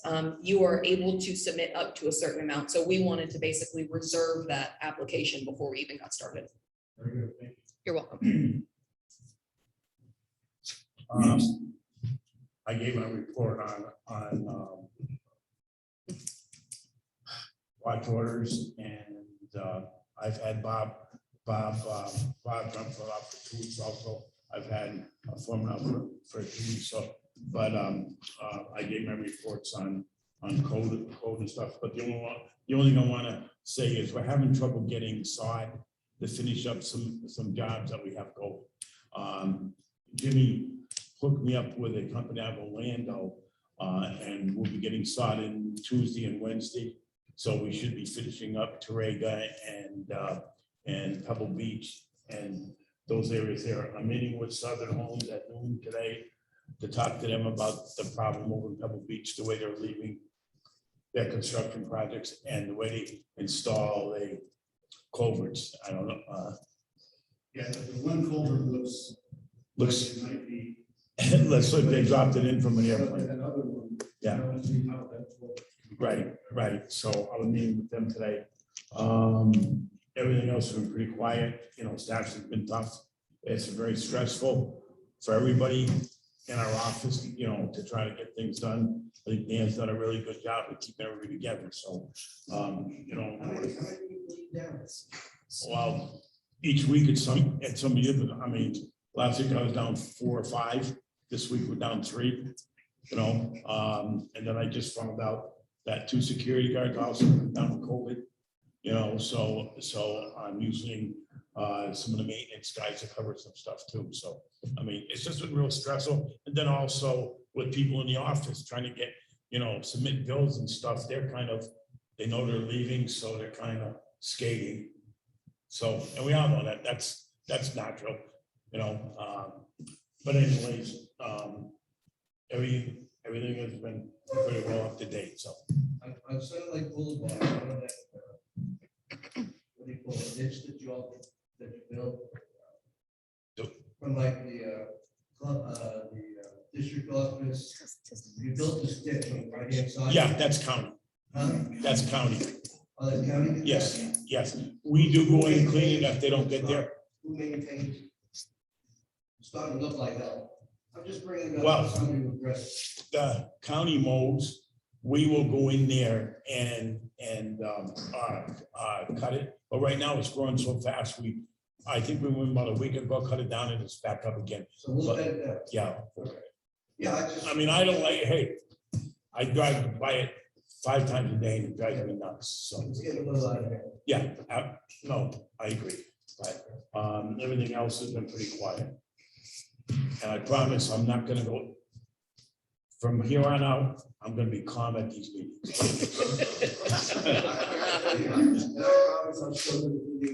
Hey, Kelly, you want to have a roll call on that? Yeah. Gee. Okay, Mike. Good morning, supervisors. I do have just a couple things. First, I appreciate everybody coming to meet with me and Andy earlier in the week. Those were very productive. Mr. Armstrong, I don't think we had a chance to get together, but we can do so whenever you're free. It's nothing crazy thinking of what's coming up. I do have an update on the Weber International Golf Team. At this time, we have not reached an agreement that satisfies both parties, so we're kind of tabling that for now. We will continue to discuss with them. This is in regards to playing privileges after January 1st and the spring golf tournament. We'll go back to the drawing board and see if anything makes sense. I don't know if we have a tournament or not, or if they will come and play. But if we have another proposal, we will definitely bring it before the board. As you know, memberships are coming in. We've currently, month to date, collected over 90 memberships, which equates to over $300,000, which puts us actually slightly ahead of last year's pace. And with that being said, last year we actually were able to start earlier, so we're probably 2 weeks behind last year, but we're already ahead of pace with last year, so things are going well there. On the restaurant side, I just wanted to remind the board that October 1st, we will be changing the hours of the restaurant back to normal. So we will be open Monday through Saturday, 11 to 8 with lunch and dinner service. Sunday will remain the same, which is 11 to 3:30 with lunch service, with the bar being up until 5:30. That is typically our normal hours that we have ran in the past. Mike, can you do me a favor, if you was a favor? Since the 50 membership is officially ending next week, I guess. Yes, Can you give us a recap of how it was for our records? absolutely. And then, how many memberships especially, so we can look at this year and, hopefully we don't lose any memberships because of it. Or lose any revenue. I'd be absolutely happy. Just note that with those memberships starting at any specific time, there's actually still, if somebody purchased one 2 months ago, they're going to be on that membership until this time next year. So I'll give you the best data possible, but even though it's ending, there's still people on it for 8-10 months still. So I'd be happy to do that. Back to the restaurant, just to note that starting October 1st, we will start our new menu, the new expanded menu that we brought to you in the last quarterly meeting. I have those, I'll call them finalized, but you never know when you have to make an adjustment here or there. If anybody wants a copy of those, you can stop by, but we will be starting that next week. We will also start back to kind of our more normal specials with our Friday night dinners. We'll have prime rib, and we'll also have some seafood specials that we're going to add in there on Fridays. I do want to let the board know ahead of time that obviously we're aware that proteins such as beef are running very, very high in cost. So when it comes to prime rib, we're probably running that at market cost until the market settles back down a little bit. So the price for items like that might be, or not might be, they will be slightly higher than they are in the past. And by running at market price, as the market fluctuates, we will fluctuate as well. So that will be a little bit of a challenge. I'm sure it'll be a bit of a hurdle going forward. We'll do the best we can to make it reasonable. Prime rib, but you're afraid to make it too expensive because of the cost of it. Why don't you switch it out to something else? Well, I mean, the people that eat the prime rib are, that's what they come for, and probably most of them will be happy to pay that price if that's what they want. If it becomes a challenge, then obviously, yes, we will switch it out, but if we cook one ribeye a week, which is probably 20 cuts or so, we'll manage it to the best we can. If it's not working, then yeah, we'll definitely make an adjustment, but we're gonna give it a run. It's probably, What's your estimate cost? so typically we were in the $24 range, which was a tight margin, but we'll probably be closer to 30, 32, depending on where it goes. So I don't have that exact number, but if going on, yeah. Yeah,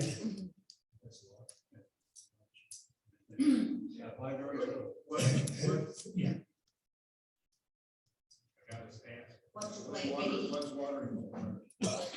It's gotta be, I mean, everybody, we all work with the same vendor, so if they're gonna make any money selling prime rib, it's gotta be, they will have, either that or they're losing money, so it can't be much different. I don't know that number right now, but I mean, I can definitely look it up. I mean, all proteins are more expensive right now, so any other beef options they might be less expensive than that, but they're still gonna be higher than normal. So, I mean, we can put together New York strip, ribeye options, we could do all of those. Albeit they will be higher than you have seen in the past as well, but they may be less expensive than the prime rib option. And could be an alternative. And to be honest with you, we may do some of those in conjunction with the prime rib anyway, on Friday nights. I wouldn't buy a whole bunch of prime rib if you don't sell it. No, we actually purchase it on a week to week basis, so it's not like we buy it for a whole month or something. Also want to remind the board that there will be alcohol price increases on October 1st that we have agreed with in the budget talks. With that, if there's no further questions, I'll Mr. Murphy give his update.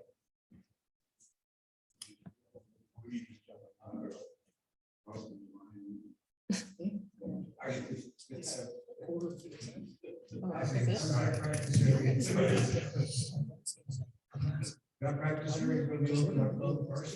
Now you got it on November. Good morning, everybody. Real quick, I'll be quick. It's been a long meeting. Of course, most of you have seen what we've done on number 18. We've also cleaned out the right side of the lake, which the road we talked about. I'm going to try to come back and spray that area up and put some pine straw in there as well. Try to keep the weeds down. We definitely try to stay on top of that. There's been a lot of confidence. Absolutely. Everybody knows. Well, Yeah. the last 2 days, I did get one negative.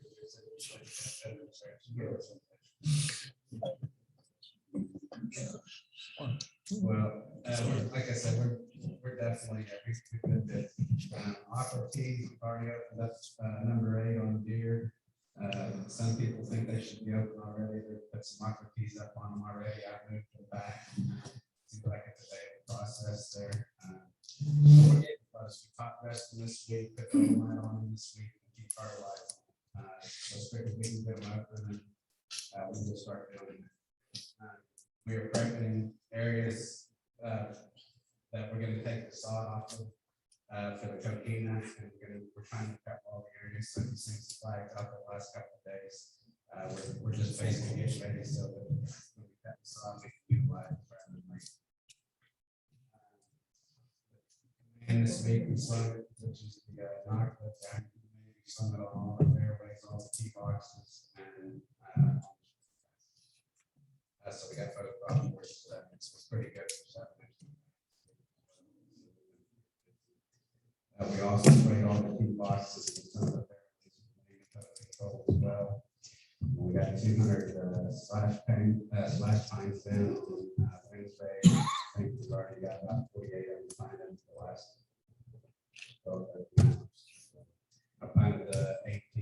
point on the left side, between tees and the practice area there. You can see this plant some on the berm at the bottom of the driving lane already.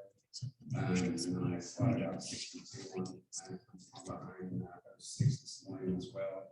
But surprisingly, that's up. So we're gonna come back in, cut some of that sod that's in between, and then we're gonna take that sod. We talked about on hole 17, I got some bids at $1,600 an acre to do the RDP, the hay, and the brown cotton millet. So rather than do that, I'm gonna do as much as I can, talk these 2 areas that we're doing, take it up and patch those areas. And that discussed. All that.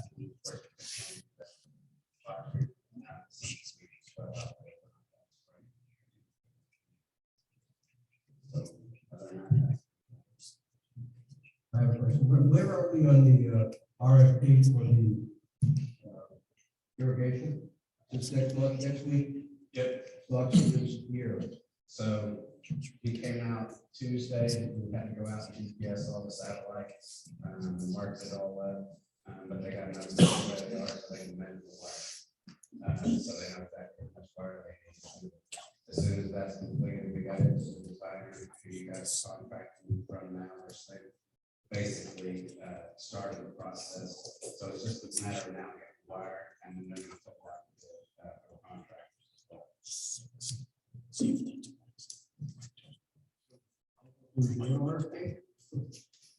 Yes, there'll be an RFP for the contractor to install it.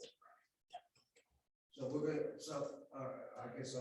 Okay, so We're gonna, somebody. Toro is designing it because they're a sole source vendor, because we have Toro greens loops that were put in, so it doesn't make sense to take them out and put in somebody else's stuff. As well as the satellites that you guys put in on. Correct. All new satellites. So we have somebody doing what? We have the design. How much is that? The design? We were gonna pay $13,000 and I got the.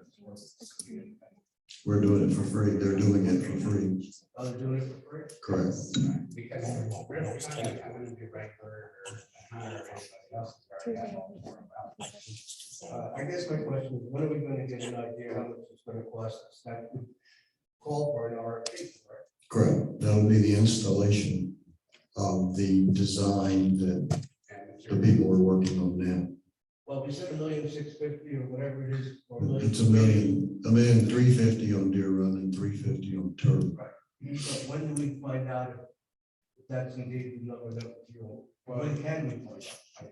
Yeah, we will, when it goes out to bid, because they have to get all the materials at current cost and everything else, that's what we're saying, once we get all the measurements. So you gotta basically take your whole property that you're doing, and get it taken off. They give us the good data numbers that we're shooting for GPS and everything. We've already done all that, we've already got all the areas. I'll be happy to share it if you want to see the plans, but I'm just a bunch of dots on it. Right. The $1,700,000 is basically a guess. And what you're gonna get once you go to an RFP is it's gonna cost this to do deer, it's gonna cost this to do turtle. And if the total of those is $1,700,000, then your budget was exactly right. If the total is $1,900,000, then you're gonna have to decide whether or not to put an additional $200,000 with it or not do turtle. You know, there are options, but it just depends on what the RFP comes back with. I guess that's what I'm asking. When are we gonna have that information? Probably be around first of the year, I would think. I think we'll have to, mainly because, and really, they understand, Wesco understands that we're at that $1,700,000 number, and we're trying to, we actually went through and eliminated some of the heads that were on there, just to try to save some money, like the driving range had almost 300 heads.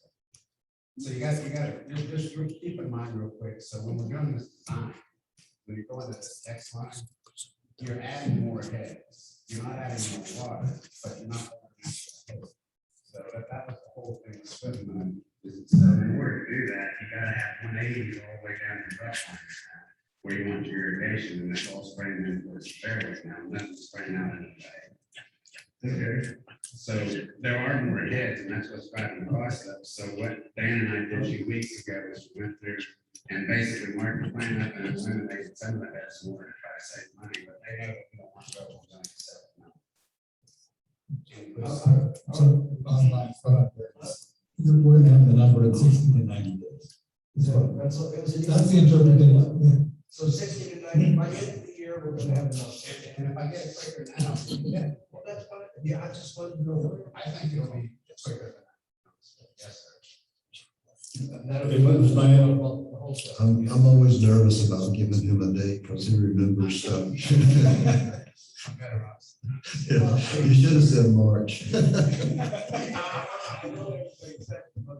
still remember the original meeting that we had back then in Casper, where they gave us a number of $1.7 million to do beer wine without touching turtle. So that's why I am concerned, because I have a feeling our numbers. Now, that $1.7 million included the green chips as well, I think, if I remember correctly. So not quite apples to apples, but. It was my understanding that, like some of the piping, the cost was going up. Yes, sir. And that's why. And you were gonna go out and get the piping early. That's why I'm really trying to push Andrew and Wesco right now to get the number on the wire, the pipes, everything, so we can bring that decision before the end of the year if we want to lock in that pipe price. Because you can see, What you said was going to go up significantly after the first year. it could be as high as 100%. That's the whole thing that's going to hit tank price, whether we only do year round this year and eliminate green slaves on turtle or not.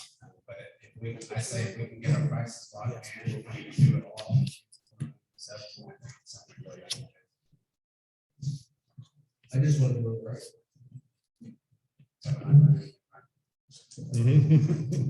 It'll be done right now. We've never been in the state here. It's my understanding that the mowers are supposed to go against the flow of golfing, and that is not occurring. Well, again, that's something that I'm going to address at my up on Monday. Okay. I definitely will do it. Thank you. I told them they have to stop too.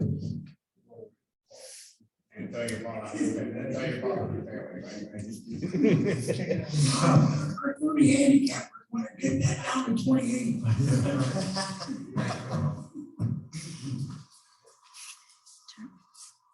Separate person, Junior council. That it for staff. General counsel. I don't have a lot today. I do recall we got service on the phase 5 bond issue where the phase 5 bond holder has done a declaratory action requesting knowledge about the viability of the phase 44 bond, which is the fifth third bond. Fifth third has been served. I believe it was either earlier this week or late last week. So their response will be due within 30 days. So we're going to be getting an answer on whether that's going to be seriously contested or if we're going to let it go. Bad news is Mr. Laconi, our litigating attorney, has some health issues. I'm going to meet with him next week about whether or not those health issues are going to affect his ability to represent the district. But from what I understand right now, other than some timing, it shouldn't really affect it. But I'm going to have that discussion with him and I'll bring that back to the next October 8th. Okay, I got a quick on Granada. There is a two-house home, like, Yeah. built with no garage. Still no response from the county. They're still investigating the code enforcement request that I put in. He's talking about something different. Oh, okay, sorry. There is I believe a two-home. or a duplex That's on the right hand side. Being built curved, and it doesn't have any garage. Yeah, we have some already that have no garages. Where is this one at? This has no garage. I know. It's like 600. Granada?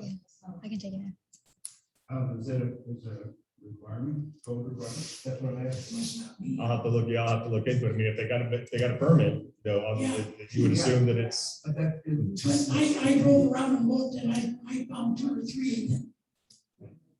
We go around, and I was surprised. If it's allowed, is that, that's county rule or our rule? Well, it would be a county rule. We're allowed to be more restrictive. I think, I'm not 100% certain. Do we have something against carports? I think that's what we have something against is carports, but I'll check into it. I mean, the question then would be, could we make our own rule? Everything now, if we I want. mean, we can suggest our own rules that the county would have to approve. Right. And into that with the minimum square footage. Correct. I mean, I can't believe they're building a house in Florida, but you can't use an attic because they don't have a park. Well, it amazes me how many people have garages and park their cars out in front of them and fill them with, Yeah. it's And amazing. then the other one, is our favorite home. That's just that stuff. I'll try to get an update on that today, but the last, I called, I think it was the end of last week, and it's still they're in the investigation process. County has COVID issues also. Maybe for that discussion. Yeah, the county does have some COVID issues pretty seriously. General manager report. I should note that the district office is closed to the public because of lack of staffing. Our hope that we can open next week, but I hate to promise anything. The way this has been, I don't know. We'll do our best. I got notice this morning that there's a water leak on Ponce de Leon. I'm surprised Mike didn't cover this. He might know more about it than I do, but there's a water leak on Ponce de Leon that is, as I was told, it's underneath. It's underneath. Mike, do you have an update on the Ponce de Leon water leak? Yeah. Hang on, But they're working on it use right the now. mic so that we have. They're working on it right now. There is apparently a water leak underneath the sidewalk on Ponce de Leon. And it's, from what I was told, 4.5 to 5 feet deep. If you dig a 4.5 to 5 foot hole in Florida, you just got yourself a swimming pool. So we're having to have KDL bring their well point in so they can keep it dry enough that we can then repair. I'm assuming now that we won't have a boil water notice. No, right. We shouldn't because we've got the contractor in and they work with Joey. So we won't have a turnout. Is that on the north side of Ponce? Or Yes. I actually didn't get out there, so I don't know exactly right where it is because I had come. You do need that. I had come here this morning, so. Anyway, KDL is out there as well as our people, and we should be able to get it fixed. Quick update on Pebble Beach, the south portion of Pebble Beach where we did the sock pipe installation seems to be working reasonably well. It's draining the portion that used to have water standing everywhere. That is also a portion where we are waiting on sod, so you can't really tell exactly what it's going to be like until you get it in there. But they have done the fine grading. They were doing that yesterday, so we're waiting on sod to come in there. The northern part of, further north part of Pebble, immediately north of where we did this work, we're going to have to do something else. This isn't going to do it, which we knew it wouldn't completely. The question is, do you really want to go in there and start cutting driveways and go through the same song and dance you went with on Torrega, or do you want to try to address it? But either way, we're going to have to cross Pebble Beach, in my opinion, at least.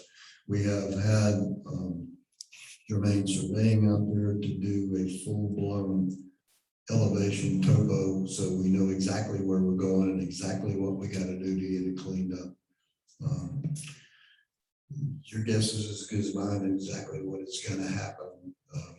My guess is that you're going to do the east side, cross over to the west side, and then cut a new ditch further going over to San Bruno and then on down into the lake down there. But I don't know, Mike, if you have another. Right, in the pond, we want to put drainage into the pond. The problem is is over the last 25 years, we really haven't cleaned a lot of those areas. We have started cleaning it now. So we just gotta be better addressing that. There was nobody living out there, so we're always told, leave it alone. So, but now there's, now there's some high-end houses being built out there, so we gotta fix it. And the supervisor who talks to me daily, I can tell you that, as he drives by it. Right. We need him to live in about 23 areas. I'm gonna hand them a shovel. They go to it.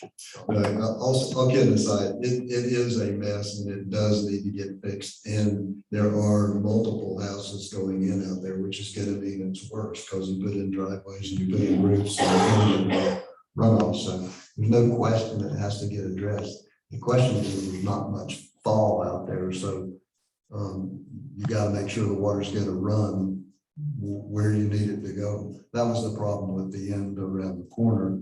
It was just basically flat and everything ran in there and just stood there. So I think we're okay in that part. The question is now, do you do what we did on Terrega and cut all those driveways? Boy, I hate to do that unless we just absolutely have to, but because that gets expensive.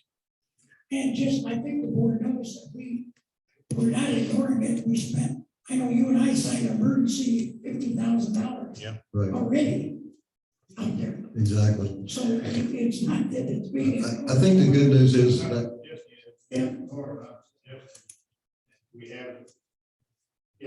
to reach a resolution. I think that's correct. It's not abandoned. Right. The question, and exactly, Beverly, Ms. Supervisor Phillips, I've known you too long to call you Supervisor Phillips. The only, I guess the good news is we've spent the most money because we had to go clear the big ditch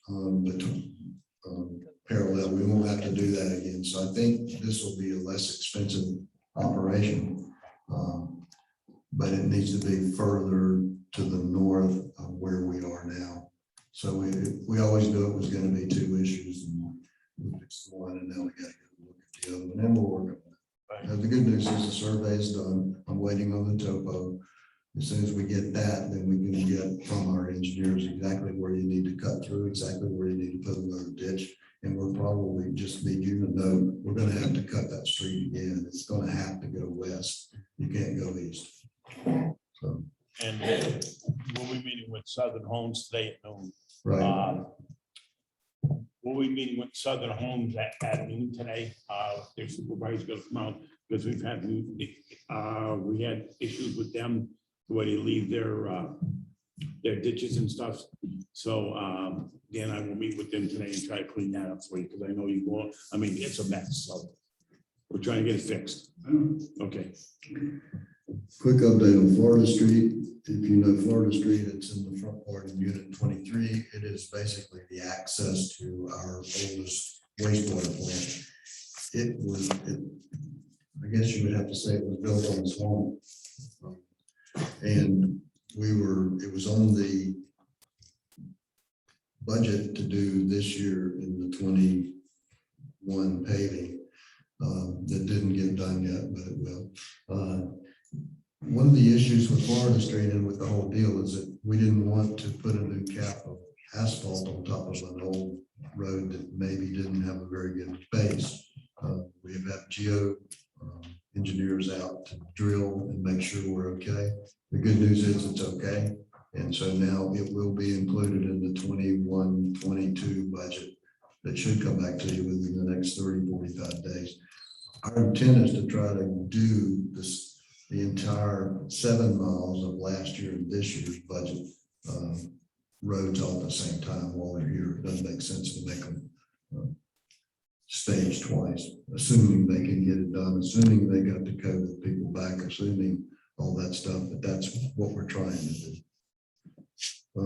Just to update you quickly on Balboa Street. I've never seen anything quite like that. There were dual culverts and the water pressure was so great. There was so much water coming down through there that it washed out between the culverts, went all the way across the road, and basically was running through both culverts and between them. And we thought we just had problems on the end, but it actually wound up being all the way across the road. So the road had to be cut, new fill put in, didn't have to replace the culverts, they were fine for a change. So now we've gone back in on both ends and they put rip wrap in, the contractor did a nice job for us. We thought it was going to be about $5,000 to $6,000. We were able to do the whole thing for 72 months, if I remember correctly. So that's done. Talked to Raymond Hornick a couple of times this week. He was actually asking where the money goes for the Unit 12, who we want to handle it. So I think that expires next week. I believe it's on the 30th, but I could be wrong about that exact date. But basically, his intent today is to go ahead and go through with the contract that we have. And he had a study period of 45 days. The bad news about that one is that one goes into the old sewer plant unless we have a new one built by the time. The good news is all the lots that the county sold go into the new plant. So we don't have an issue there and we don't have a capacity issue there either. It's 28 to 30. Quick update on the meter project or not the meter project itself, but the actual billing. Supposedly the bills are being printed as we are talking right now, and I hope that's the case. We have had about somewhere close to half of the meters actually read individually by our two temporary people. They're not only reading the meters, but they're also cleaning the boxes and cleaning out the boxes while they're at it, and they're marking the pavement so that when we actually do the meter project and get all these things replaced, they call them meter slingers, but the meter slingers who come in, well, they know exactly where they are on a geocoding basis and also have the boxes marked. So that is kind of an ongoing deal. We talked a little bit about the phase 5 agreement. From my standpoint, what's happened in the past is that the phase 5 bondholder, who is called Auckland Pastors or California Coal, yes, but they direct us to foreclose. We actually take the stuff into our name, and then it's been an ongoing negotiation every time we do one of them. Well, we want this, we want that, and here's what you got. And so what we've actually done, this agreement basically says exactly what they're supposed to do and exactly what we're supposed to do. So there should be no further negotiation. Basically, what we want is our past due assessments and our expenses of foreclosure. That's it. So it shouldn't be this difficult. But part of the original agreement says that we foreclose, take it into our name, and then market the property. That sounds fairly simple. But then it's a question of, is there a market for the property? If so, what is it worth? Yada, yada. So it gets to be more complicated. This way, we're just going to say, here, it's yours. They've agreed to that. So it should make Chris's life a lot easier.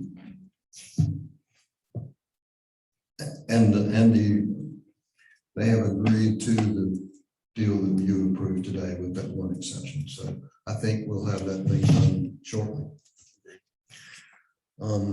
We are in the process of doing appraisals on all of our people.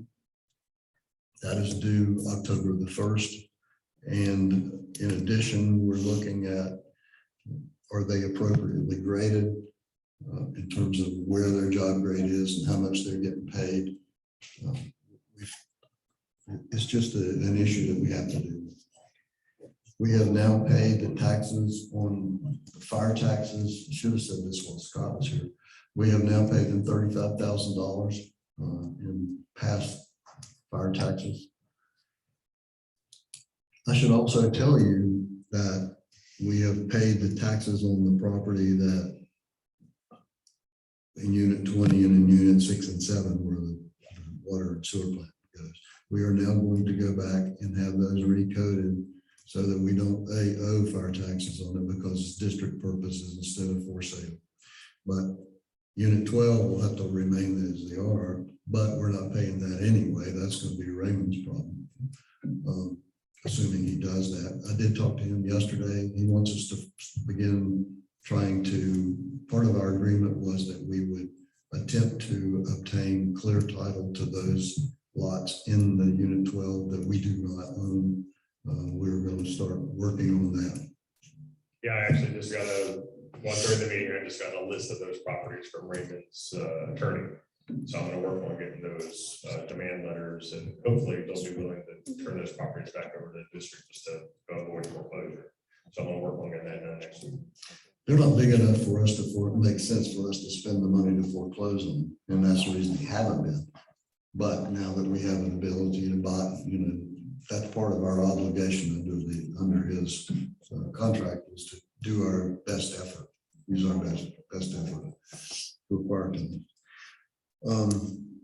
I should tell you as well, though, that there are properties that we have not been paying taxes on that have been quit claimed back to the district, and those are not in Unit 20, but in the one immediately beside of it, which I think is 18, if I remember correctly. But at points in the past, people have quit claimed property back to us, and we don't know that we'll ever use it. It's just like there. So they're in there, but there are taxes owed on it. So if you look at properties the district owns, the question is, do you really own it? Because it's worth $1,000 and there's $5,000 worth of taxes owed on it. It's in our name, but it's never going anywhere, I don't think.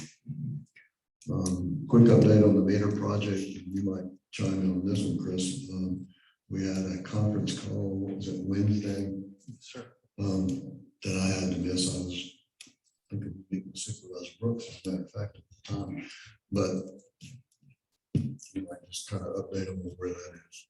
Sure, we had a meeting with the staff and the consultant, and they'll have the draft RFP to us today for the meter project, and we'll get the comments back to them next week, and we'll have a final RFP ready to go out. Ready to go out. From our standpoint, it'll be complete next Friday. And once we get the base documents together here, we'll put it out on the street. And we had some opportunities for some piggybacking, but then you're just getting the contract that's in place. And we thought with such a large amount of money that it really needed to go out on the streets and be a public bid. So it'll be open to everybody and out for 30 days. And we'll also engage the consultant to review those bids and make a recommendation. So then the staff will be doing that also. I don't know if you have any more questions about that. We can do it quicker with a piggyback, but then again, the question is, did you get the best price and did you get all the things that you really wanted? One of the keys for me is that we need to make sure that we have a system that works in, there's an AMI and an AMR. AMI means that it broadcasts the stuff to a tower, which then immediately downloads into your software. An AMR means that you have to drive by, you take a tablet and drive by it. AMR doesn't, it's not a big deal for us from the standpoint we're running security every day, so we can put a laptop in that security truck and drive by it. The issue is that the AMI system is working properly. You can identify who has a leak in their system on a daily basis, or for that matter, on an hourly basis. So it's a better deal. It's a little more expensive initially, but the cost ongoing isn't that much. So we just have to sit down and evaluate it and give you guys a recommendation, which we will do. We intend to open another account with Heartland National Bank this week. Well, actually, I guess it'll be next week now. We have had a contract with Loomis Fargo to pick up our cash deposits and deliver them to Lake Placid on a daily basis, which cost us $1,000 plus or minus a month. That contract expires on the 30th of this month. We will terminate the contract. We've already given them that notice, and we will then open the account at Heartland National, which they will pick it up for free from us, and we'll leave the money there and then transfer it by an ACH to Lake Placid to TD Bank. and basically save ourselves $12,000 a year. It's a fairly simple deal, but $12,000 is $12,000. The last thing I have is that since both of the officers that you guys appointed have now resigned, we would like to appoint a new treasurer and a new board secretary. My suggestion would be that we appoint Amanda Valentine as the treasurer and Kelly Banks as the secretary. That carries all the prestige you can eat and no money. Congratulations. Before they can respond, can I have a motion in a second? Before we spoke, can you say it louder so I can hear it? Say I can hear it. I didn't hear it. Okay, since our treasurer and secretary have resigned, we need to appoint new ones. I would suggest that you appoint Amanda Valentine as the treasurer and Kelly Banks as the secretary, board secretary. Do we have to approve that? Okay, I need a motion. So moved. So she becomes a new person? Yes. For the board meetings, She- right? Not the the secretary, position. she wouldn't be- She's backing up. You shouldn't say that. She says for board meetings only. She doesn't want to have to put up with me full time. Now, Kelly is way above that level in our organization. She actually runs the whole recreation complex. She's only doing this out of the goodness of her heart. Kelly will take over the office. We have to replace Kelly. No. This is She's gonna temporary. do this. She's gonna do both until we either decide whether or not we're gonna outsource this or actually hire somebody. So the question I have on that regard would be, if we move forward with Infomark, they would be taking the minutes. Correct. Yes. So would we assign somebody there as the secretary, or would Kelly still be the secretary to oversee? I don't know the answer to that. I think, You typically could, and I'll answer this and see, he may correct me, but you can have several board secretaries and they're really signing documents where the chair signs also that the board secretary may, but you can have a couple of people designated as secretaries. So one of the people in Infomark would be designated as the secretary and treasurer for the board, to be able to execute documents for the board. So the answer is maybe none. Yeah, and I'm going to go back and review the portions that are applicable to make sure, but I don't have a dispute with that. What I do know is that the treasurer and the board secretary do not have to be, members or officers, or they're not officers of the board. It can basically be anybody that you designate, and I think you can designate multiple people. But I'm going to confirm all that, so we'll, make sure that we're 100%. For wanting to replace our treasurer, who was Omar, with Amanda, and replace Chrissy, who was our secretary, with Kelly. And we're not replacing staff positions for board positions, secretary and treasurer of the board. That's correct. Well stated. And if it makes everybody feel better, that'd be technically, we'll call them interims. There you go. You're not taking. You're not taking. She's coming back. So do we get a board? I mean, where do we? We have a motion in a second. Yeah, just call the roll. Supervisor Phillips, Yes. Supervisor Herrick, Yes. Supervisor Brooks, I guess, yes. Supervisor Hoteling, Yes. Supervisor Gilpin. Yes. Thank you. She guesses. Just for clarity, we didn't call for public comment, but there is no public. Correct. I have one more thing to say. Maybe two more things. I would really like to express my appreciation to Ariel and her people, Kelly, and also Sunday. Kelly has been basically And Cheyenne. 80% and Cheyenne. And Kelly's basically been over outside my door for the last 80% of the last week. And Sunday is in the back learning how to do accounts payable. And Cheyenne is over here taking care of everything while they're gone. I don't know how we would have made it without them thus far. I don't know how we would make it going forward without them. And if there is an organized part of this organization, it is them. I can speak for the board, thank you. I have one question, I guess it's for Michael. You know, you sent out this email on George Lloyd, who apparently is ill and will not be back for quite a while. The way it looks right now. Yes. But if I read this correctly. So do we have plans to replace him? No. I've been handling his job and he's got in the sit. I've been doing what he works for me, so I just give the jobs out in the morning. But he does have an assistant that's been working really well too. So we're all right. So we don't need to replace. No. But there's Not at this moment. no, not this moment. There's one thing I do want to bring up. It's been out for quite a while. Well, Possibly. I think George is better. At the Yeah. time that was sent out, it wasn't looking pretty good. yeah, he's starting to feel a little better. But I do want to bring one thing up. We have Tim Baker, who used to work for the golf in front of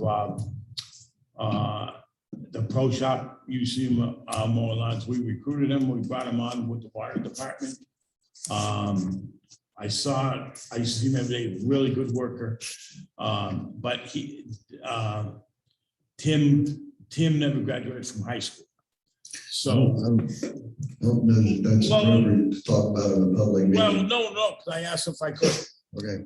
All right, and so I pushed him to go back to school to get his GED. Now, he's 35 years old. He went and got it. He texted me last night. A big picture, big smile. He got his GED. Now he's gonna be able to take his sewer and water test, right? So if you see, to me, it was a really big deal. It's a big deal for me because he did it, but it's a really big deal for him. Right, and the guys that he works with too, are all excited. So, if you see him, congratulate. All right, but I did ask him, it was okay to talk. He said, yes, he was more than happy. Anything else, Dan? Congratulations. Put that in the newsletter. I'm serious.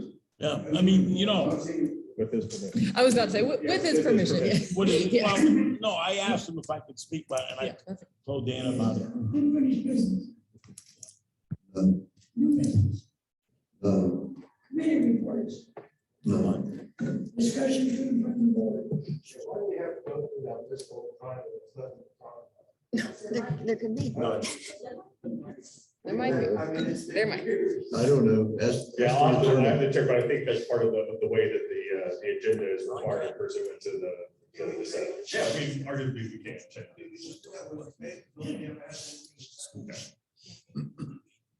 Okay, I think we're gonna have 5-minute recess. Okay. Okay. I have to for this. I'm assuming I actually have. It'll 10, 15 minutes. If we want to do those negotiations, I've got a whole day that I'm really busy. Yeah. Would be that Monday, the 27th. So Tuesday, Wednesday, Thursday. I know. I could definitely hand out in the morning or even the afternoon. That's why I didn't want to talk about George. So just. You can stop. Mr. You can Brooks, pause it or so- stop. Whoever's gonna get his comments and those things are they- Yeah, they said, yeah, they knows. Well, I told them. So I will-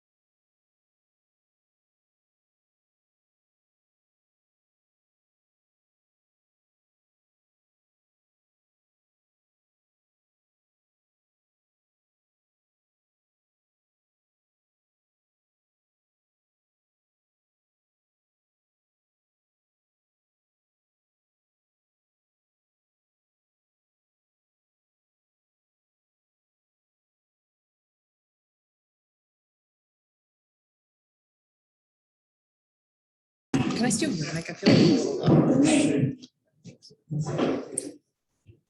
Okay, so what we have here, this is just a very brief slideshow that talks about the FERDAP grant program. Part of the application process is that this is presented at public meetings, which is what we're doing right now. So just yes, we have so much participation. I'm so glad everyone is here for this. So anyways, this just will be a little bit of an overview of the project as it stands. Seems like a hard work.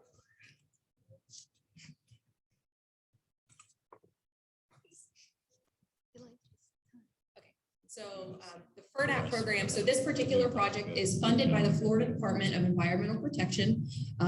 You are able to apply for these grants annually. The annual cycle for this ends in October. As I mentioned earlier, we are applying through the county. We as a special district are not able to submit these grants on our own. The county is able to submit up to 2 a year, which is what we found this year. So they are putting one in themselves, and then we are putting an application as well. So we have reserved that spot for this year. To what extent are they helping us, and to what extent are they competing with us?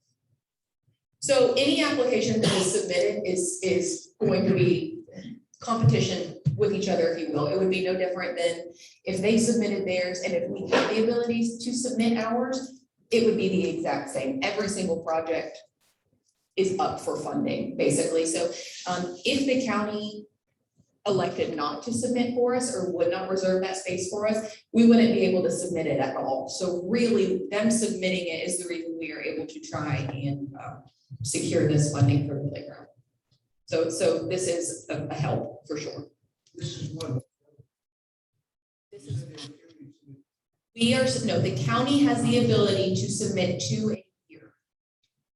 We have one, and then they're doing another one that has to do something with the parkway, unrelated to Sun and Lake. So what we've done is we have reserved a seat, if you will, to be able to submit a FERDAP application. County one, 2 on their own, we have to lock out. Yes, correct.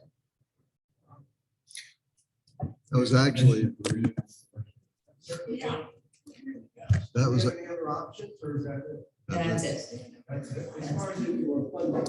that was actually their first response, was sorry, Jolie, we've already got 2.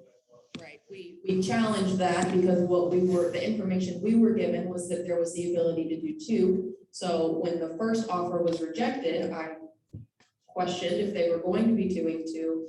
I don't know. I think that may have been new information that you could do multiple at a time or whatever changed. They came back saying that they were willing to submit one for us. So we do have a seat. We are going to submit this application for the playground. And we don't have to do that with the SRF. It's my understanding, it's just as for that. You do not, correct. Okay, so for this particular grant, it is a matching grant. For the playground project, we will be entertaining the 50% for $200,000. So that means that they will match up to that $200,000 number. So that's what we have put in for a matching. So saying we would put in 200 and get the match of 200. I know we currently actually have 350 budgeted because we were kind of unsure. So we're sitting good. So hopefully, if we get fully funded, we will receive $200,000 to go towards that project. Okay. And we still have the ability to go for RPAC, yes, RPAC. yes. This does not limit our ability to go for RPAC. So if later into the project, there's a piece of that we wanted to present to the RPAC committee and ask that they donate a certain amount to fund water fountains or something, we still have the ability to do that. Receiving this grant money does not keep us from going to that local committee and still receiving additional money now or later. What's our back? It is, here we go. Recreation and Parks Advisory Committee. County, yes. Okay. So what we have here, these are just some pictures of our playground. They are between about 10 and 12 years old. really terrible condition at this Yeah, point. the As you- pictures look better than. The pictures look really good, and if you go visit it right behind us, it doesn't look. As you can see, there are currently no shade structures for either playground. What that means is for the past 10 to 12 years, that playground has taken the Florida heat with absolutely no reprieve. So they're brittle. We currently have like a rubber mulch bottom in there. Somehow the rubber mulch continues to disappear, be that rain, washout, wind, leaving in little kids' pockets. We're not really sure, but we're running out of mulch. So moral of the story is we were definitely looking forward to replacing this playground set with something that's going to be safer and has the ability to really be utilized with some shade and some opportunity for different age ranges within the same playground. I will just note that on the previous slide, the pavilion that you see there, that's our picnic pavilion. One of the things we will be doing as part of this project as well is replacing and putting some really nice picnic tables underneath there so that you've got a picnicking area for anybody who is there at the playground. You have some shade under the pavilion to enjoy a picnic as well. This is going to be this one right here. No, it's not. So there is an area, and we have walked that area on the property, both with Bruce Hall, who was with SNME, the engineer that put together our recreation master plan. We also had Scott Brushwood, who is with Rec Services, come out with us and take a look at the area. There is an area of that property that is behind it that gets flooded frequently. Yeah, it is. But this area, where we will be putting the playground, I actually just walked it. It was late last week, I believe, and after we've been getting all of the rain, and the site in which we'll be putting the playground, there was still no water.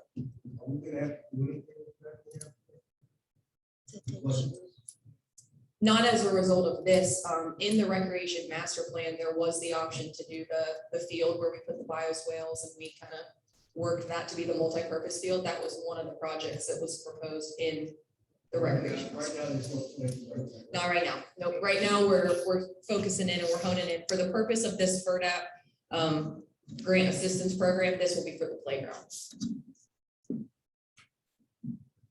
So these are just some more pictures of some of the location where you'll be able to see the new playground. You'll see that we do already have existing sidewalks, which was a great element to or I guess we should say, we really heavily swayed us in some of the location. We can capitalize on the fact that we already have that sidewalk that goes all the way to the parking lot right here. So folks can park here, even at the community center, and use that for a very short walk, and they walk past public restrooms as well. So the location for this project is really ideal.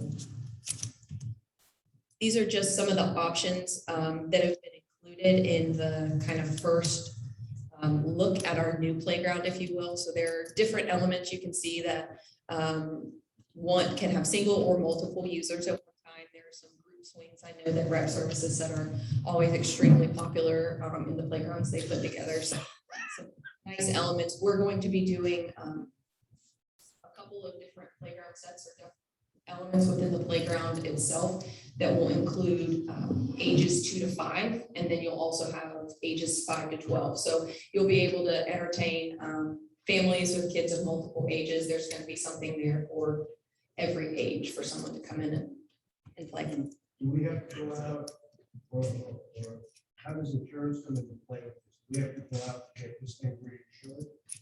Well, I assume we have insurance now, right? We do.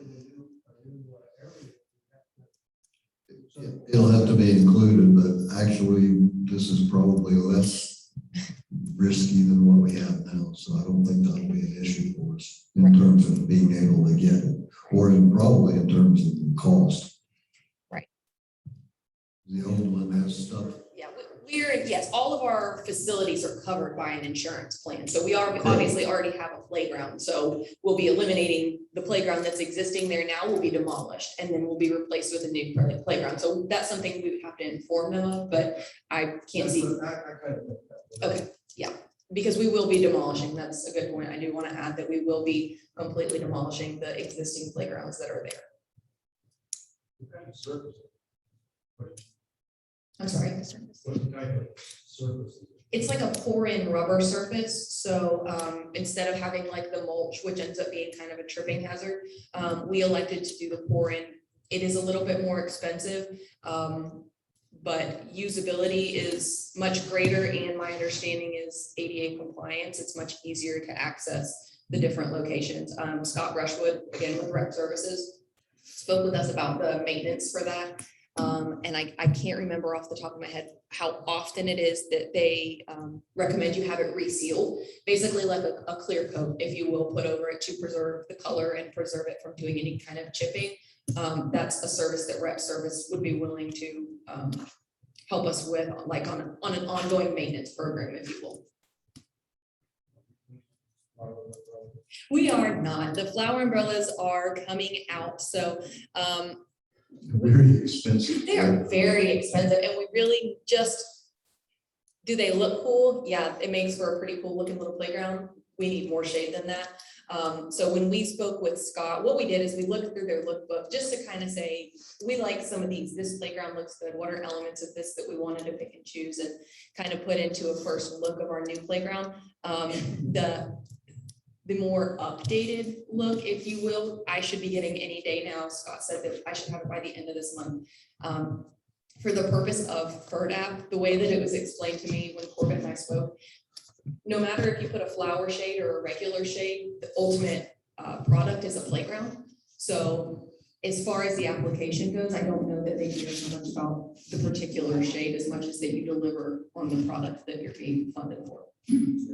You must go through the umbrella committee if you do that. Yeah, right. And that's Mr. Herrick and Mr. Bush. The umbrella committee. The shade recommendation that Scott gave to us was actually really nice. It was kind of like a sail shade of sorts, if you will. It looked like there were multiple posts that were all at different levels. So it still gave it kind of architecturally, it was a cool looking feature. So it didn't just look like you plopped a colossal size umbrella over the top of a really cool playground. It still was very aesthetically appeasing. So we should be getting that back very soon. And I look forward to sharing that because they do really awesome work. Rec Services does. So we're looking forward to them kind of bringing some of that here for our families and stuff like that. The shade is extremely expensive, not so much because of the shade itself, but because of the anchor you have to have in the ground to keep the hurricane from blowing becoming a plane in the into the middle. lake. That is correct. So Rec Services that was when it was brought to the meeting that we were going to contract with Rec Services, they do it from absolute start to finish. So they do the renderings, the They're drawings. going to send it back to you. Yes. You're going to present it to us. Yes. And then assuming we approve it, then we do an RFP. No, they just do it. They do it. They do the construction. They do the permitting. They do the final inspection. We will need everything. We don't need So when anything. they bring it back to you, they're going to give you a price split. Mhm. Oh, okay. And they have been briefed on kind of what our budget was for this anyway. So everything that they're building is building to what we gave them for our budget as well. So At what point does the grant money come into play? When do they need to see the plan? for the application, you mean? Well, no, grant money, it's 200,000 we're trying to get. They- Must buy again, right?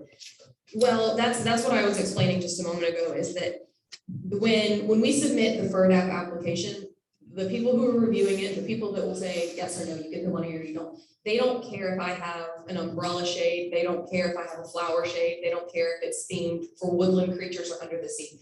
They care that you get a playground. What we're telling them is we're using this money to buy or purchase and construct a playground. That's really all they care about. If your slide is red or your slide is green.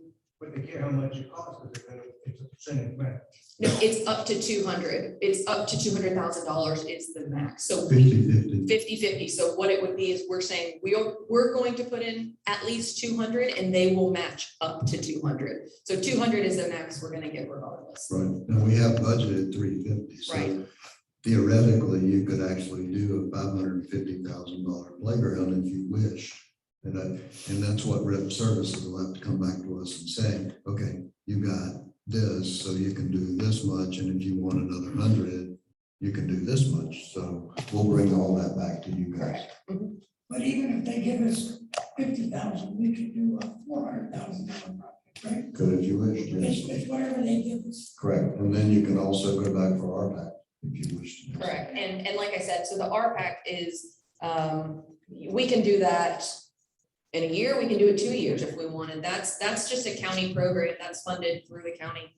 It's a committee, it's like a recreation committee. So if in a year we said, oh, we could use some more benches, or it would be great to have water fountains here for families to use, we can then go to RPAC if we wanted and say, look, we put together this $400,000 to $500,000 playground. We'd like some water fountains, and we're asking RPAC to, usually that's a match as well. So whatever that is, we can apply for that funding as well. RPAC would be an add-on to original plan, it wouldn't be part. Correct. We could go and we could potentially explore the option of doing both once we got the full. Depends on how much we want to put in, how big we want it to be. So when do you expect to get something back? They told me that I would have an updated rendering by the end of this month. So I'm hoping, yeah. And when are you guys planning on doing the construction? Assuming it's go forward. Well, it's budgeted for this upcoming fiscal year. I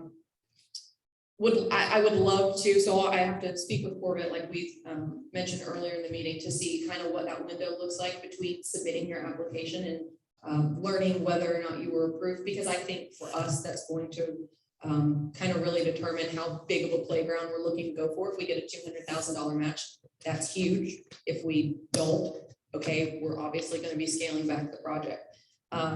Once we find that out and we really kind of hone in on the money that we have to spend on this playground, I mean, I would say. And he told us what, 60 to 90 days, that you have to order it, because it's all kind of custom made stuff.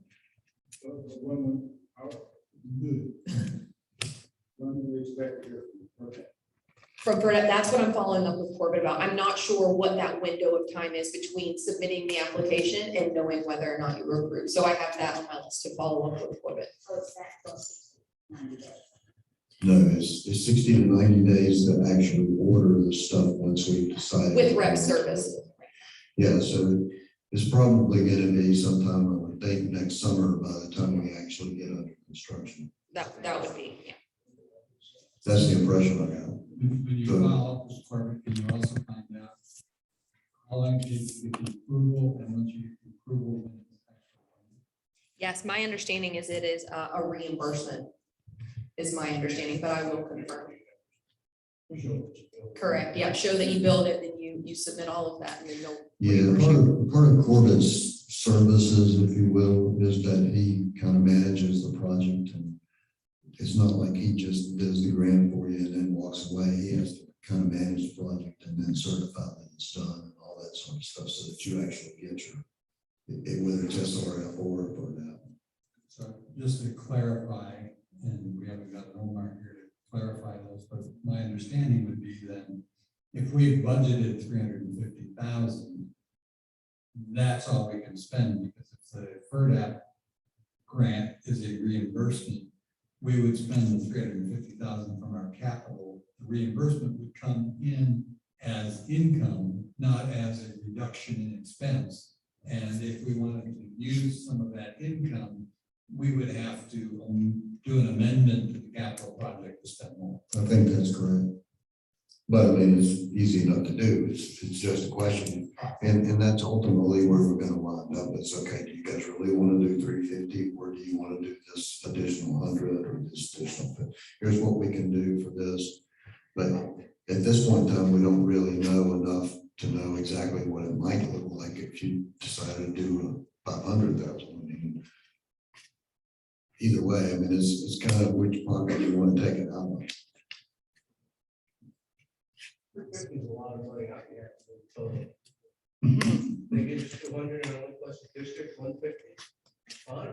Well, it'll at least cost the district 200. Yeah, it's a dollar for a dollar. Yeah, at least 200.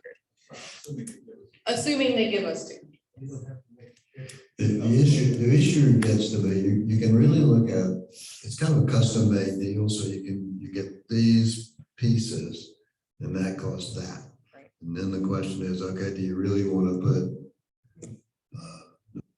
in floor? Yeah, probably. Okay, so that costs that. And now do you really, how much shade do you want over the thing? Well, obviously in the middle of Florida in the summertime, you want all the shade you can get. So With the area that we're demolishing, both the current, what are our plans for that? that's where your pool will go that you keep wanting to move up. I don't, you can't leave it like. It'll just be sodded over for now. So we'll sod it over. That would be the site for that recreation master plan for a future pool expansion, should that be something that we ended up pursuing. That's So we have to put that request in front, the cost of sod. I mean, the plus taking down the wall. And it's more than just taking down the old, because you also have concrete in the ground there too. So I mean, it's not quite that simple, but we have equipment, we have people, so we can probably get that. Issue plus associated. Yeah, but And it could well be that the matching funds would not include the demolition cost. It would only be the construction cost. I think that's accurate. So if we got 200 and wanted to add 200 and spend 400,000, that would be construction of the new park. We would have extra costs to deconstruct the old. I would need to confirm, but I have a feeling, I believe that it was discussed with Scott, with Rep Services, that as part of their service to us is that they would assist with that as well, the demolition and hauling off of the old playground, but don't quote me on that. Let me confirm, but I believe that was part of the plan as well.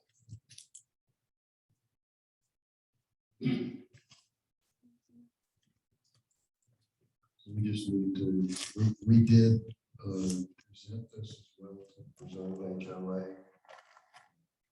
That's part of the PERDAP program that we need to inform the community of what we're doing. So we did that this week. Curiosity, what kind of response did you get? They were willing to vote for it right then. So, It would seem to me that this is a public meeting for money. certainly. Why would you have to do it? We weren't required to do it necessarily for the preserve. What we had to do is we had to present it to a, how did he name it, like a civic committee as part of this application process. So this particular application works off of a point system, if you will. If you live within this region and you're building, we're just gonna say a playground because that's what we're building, you get X points because it has been deemed by whomever that playgrounds are extra important in those regions. So that's a point for that. So all these things that we could eat, this workshop was not a, if you don't do this, you don't get to submit your application. It's points on our application. The more points you have, basically the higher ranking you are, the more likely you are to get the funding you're asking for. It's a formality. One last question. Is this open to the public then, because we're taking all grant money or revolve? Yes, and the playgrounds now are open to the public too. That's not any different. Anything else? Meeting adjourned.